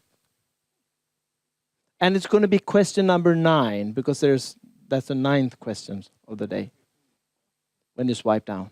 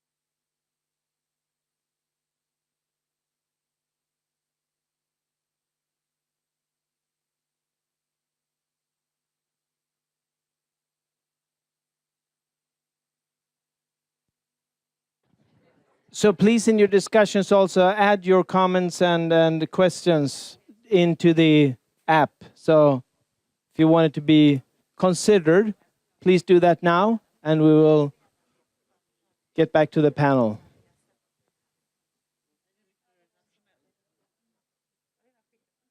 Bra.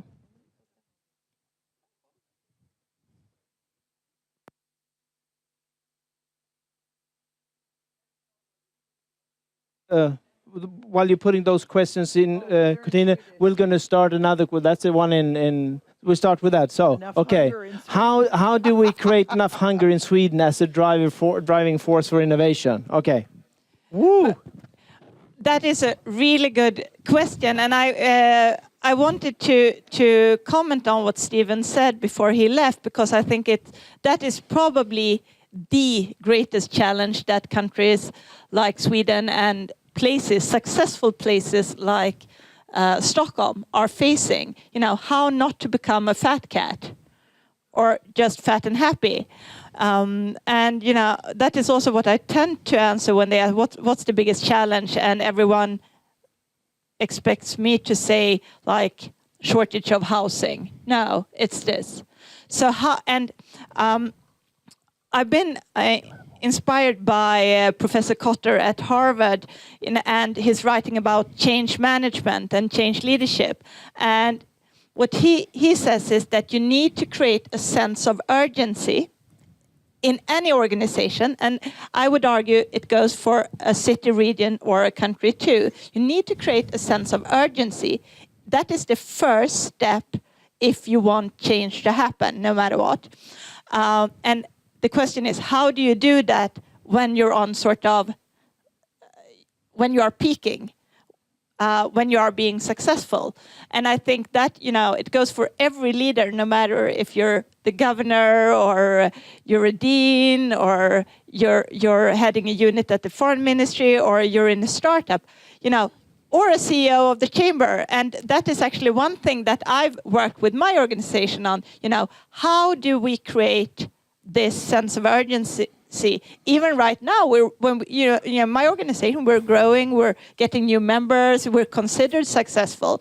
And what keeps me awake at night is not becoming fat and happy. And one thing we did was that we did pre-mortem. So we actually asked ourselves, okay, 5 years from now, or 3 years from now, or 10 years from now, you know, we're not successful anymore. And then we did a backcasting. Where did we go wrong? And through that exercise, we identified, yeah, exactly, and created an action plan. It's basic, but it works. So this may sound like an odd response, but I've interviewed the founders of some of these very large companies, like Hybridtech and Qualcomm, and yes, they were immigrants or children of immigrants, but they didn't want to get rich. They wanted to solve a problem.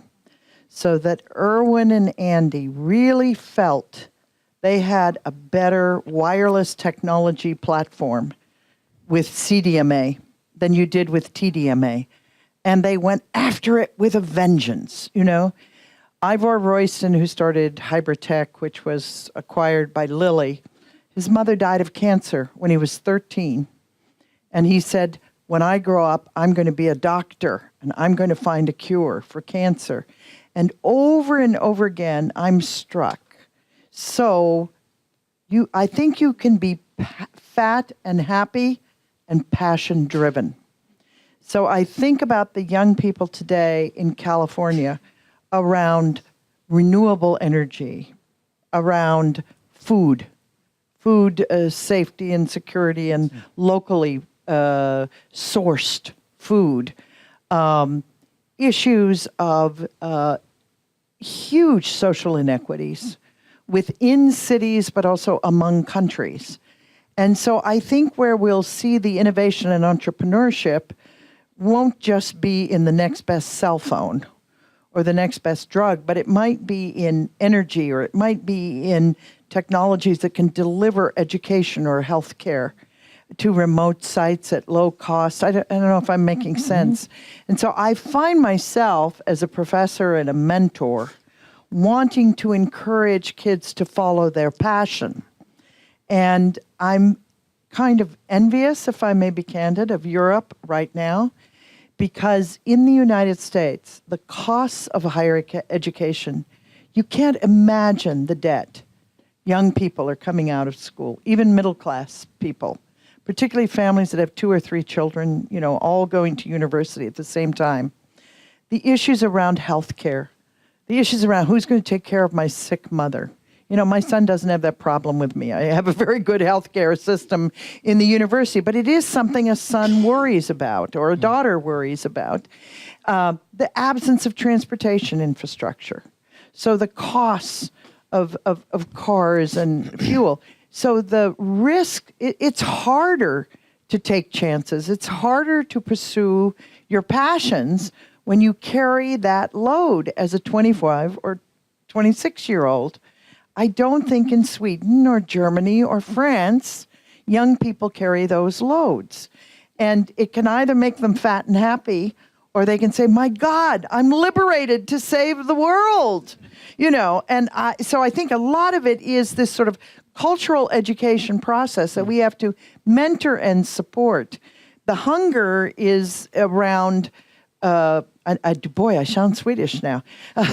But there are these huge social justice issues that at least I see young people very, very concerned about. I think we have some more questions to put up. So the question is, what should Stockholm focus on? Who wants to focus on when it comes to developing innovation, I would assume? To become more innovative. Yeah, but I think it was very, well put by Mary earlier. You know, you shouldn't pick winners. You know, we shouldn't try to create any sort of cluster, but given that there is an emerging cluster, we could create the right business environment, the right incentives, so on and so forth. From a sort of regional perspective, there are some, we are very both lucky and successful in many ways, but there is a housing shortage. There are some incentive problems. If you look, there are some specific tax issues. For example, we could improve air connectivity, so on and so forth. So there are general things that Stockholm, the region, should focus on, but we shouldn't try to pick winners. Another question? Going to pick a few. I'll read it for you. Give me that. It is obvious that we need to be better in harnessing the existing pool of talent, which is full of hungry people. Our challenge is really to value diversity. Homogeneity is our biggest challenge. Secondly, we need to be better, I assume, in defining our unique USPs, clean water, welfare, etc. Agree? Disagree? Agree. And yeah, it's a very good comment. And in the export strategy, one of the important parts of this is how we can attract talents to Stockholm. So this is something that the government really understands, not only to Stockholm, actually, to all of Sweden, to all of our universities, because as we always think, competition is good. Competition is good when it comes to free trade. Competition is good when it comes to universities. And competition is good when it comes to trying to attract the best students and also to attract the best talents for our companies. Yes. Do we have some more questions? How could Stockholm region and Sweden, together with other parties within the European Union, enhance valuable collaboration with China?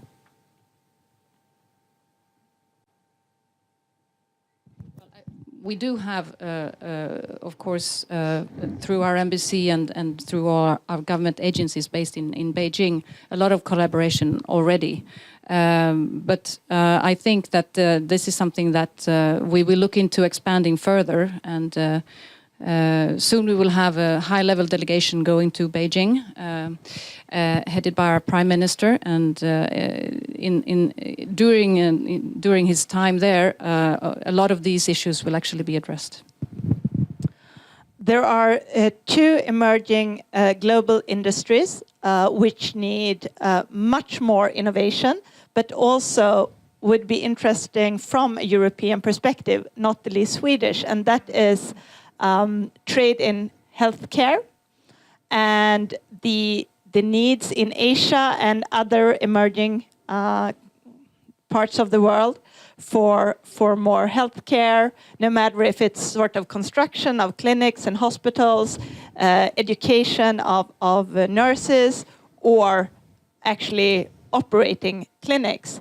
And of course, health tech and pharmaceuticals and so on and so forth. And the other new, I would argue, new global industry is education. And look at the US, Mary mentioned it, you know, there has to be an education innovation that solves this terrible cost explosion in the US higher ed system. And, you know, the entrepreneur or the companies that come up with those solutions would probably both be wealthy and they will sleep well at night because they will have a sense of purpose, what you earlier talked about. So,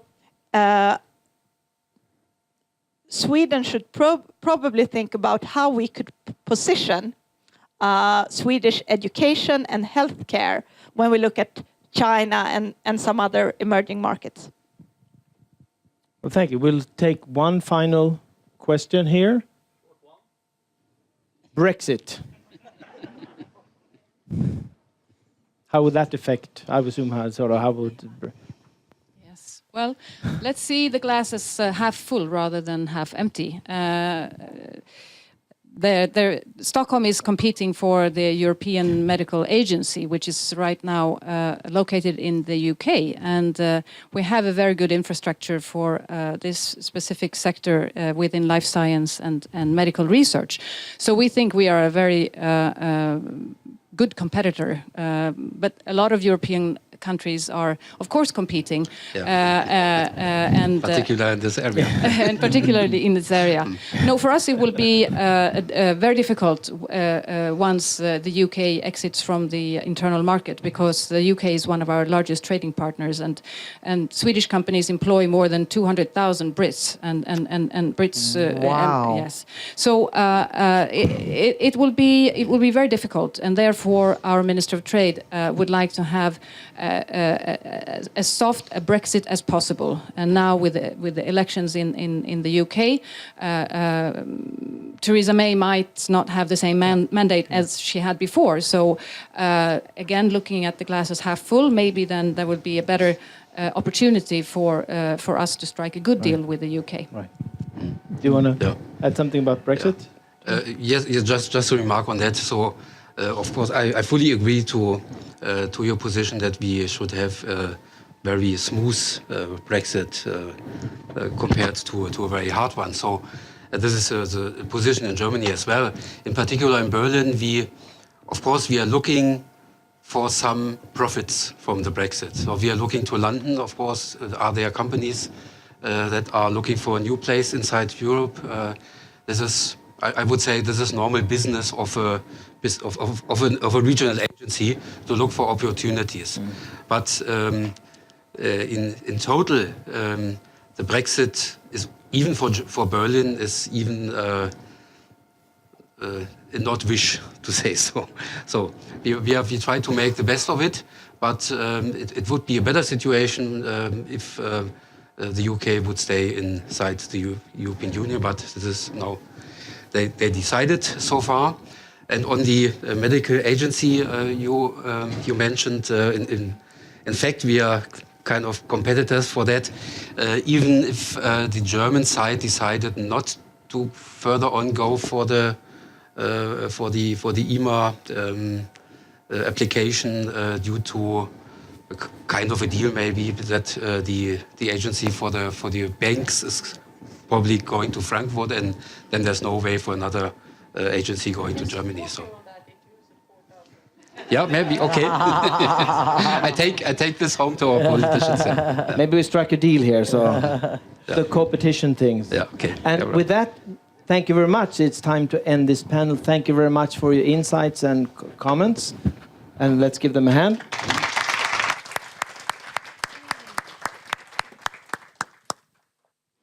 Så, då går vi tillbaka till svenska. Ja.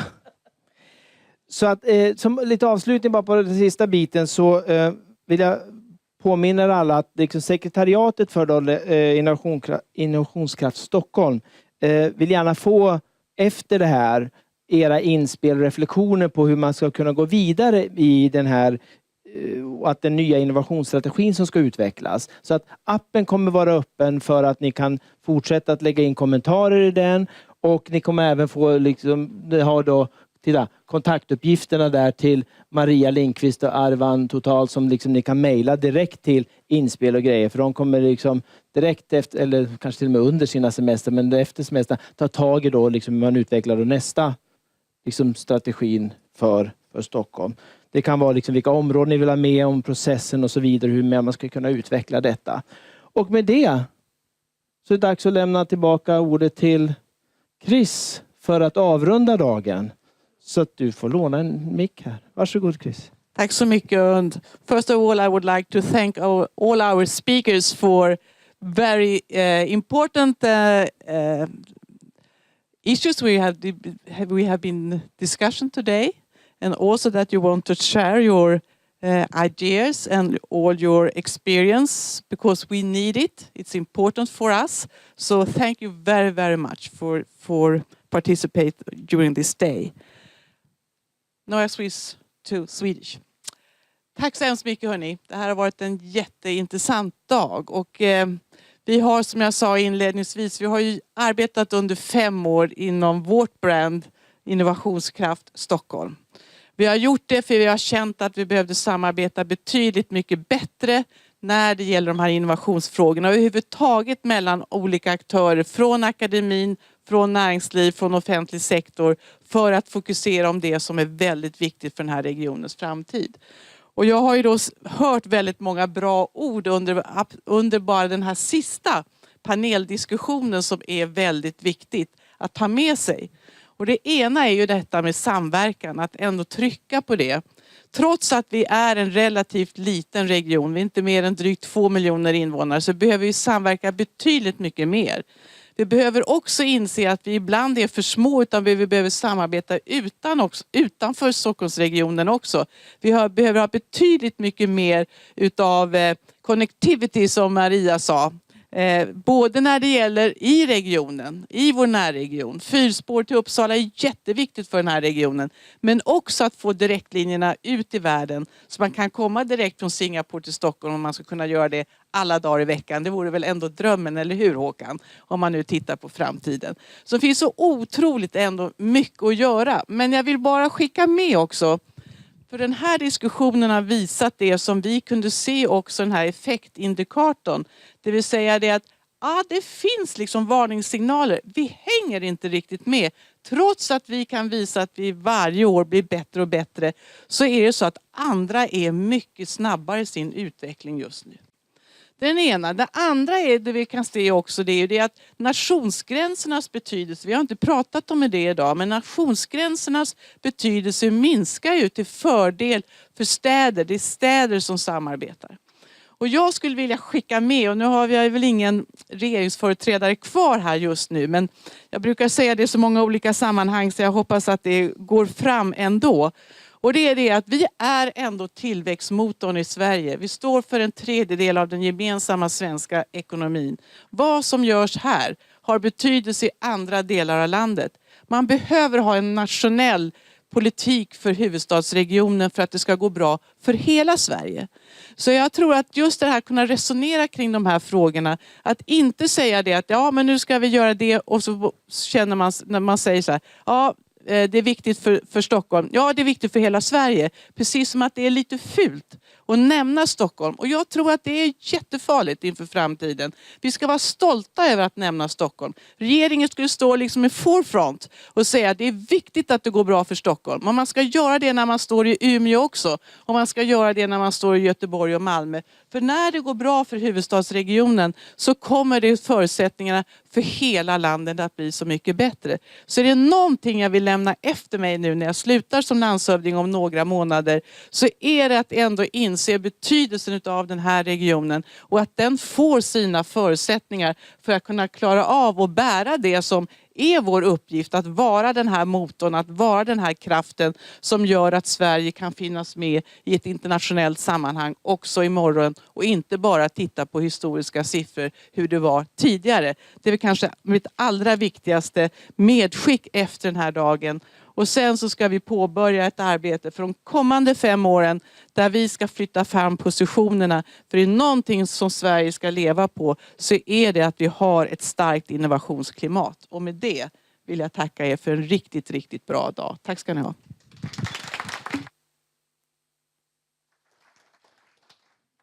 Nu ska hända någonting som du inte vet om. Mats Danielsson, välkommen upp på scen.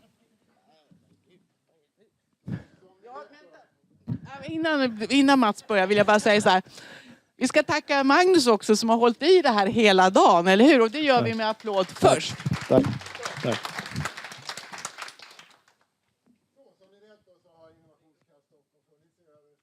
Ta en mikrofon. Funnits i över 5 år då, med Chris vid rodret som ordförande. Så att vi i ledningsgruppen, arbetsgruppen och alla vi som jobbat med det här skulle bara vilja tacka dig för det stora jobb du lagt ner. Och jag har inte förberett något tal, utan det är Blomman som får tala för det här då. Men vi vill önska dig lycka till i vad du nu ska göra efteråt. Det blir säkert något intressant och kreativt, tror jag. Och med det så tack för allt du har gjort. Det har alltid varit väldigt högt i tak och vi har kommit jättelångt under de här 5 åren faktiskt. Så att det har varit väldigt spännande, intressant och viktigt att vara med här. Och vi hoppas att det fortsätter i någon form så att arbetet efter dig och oss kanske fortsätter på något vis. Så att, tack. Tack ska ni ha. Tack så mycket. Och jag har inte slutat än. Jag vill bara säga det. Akta er.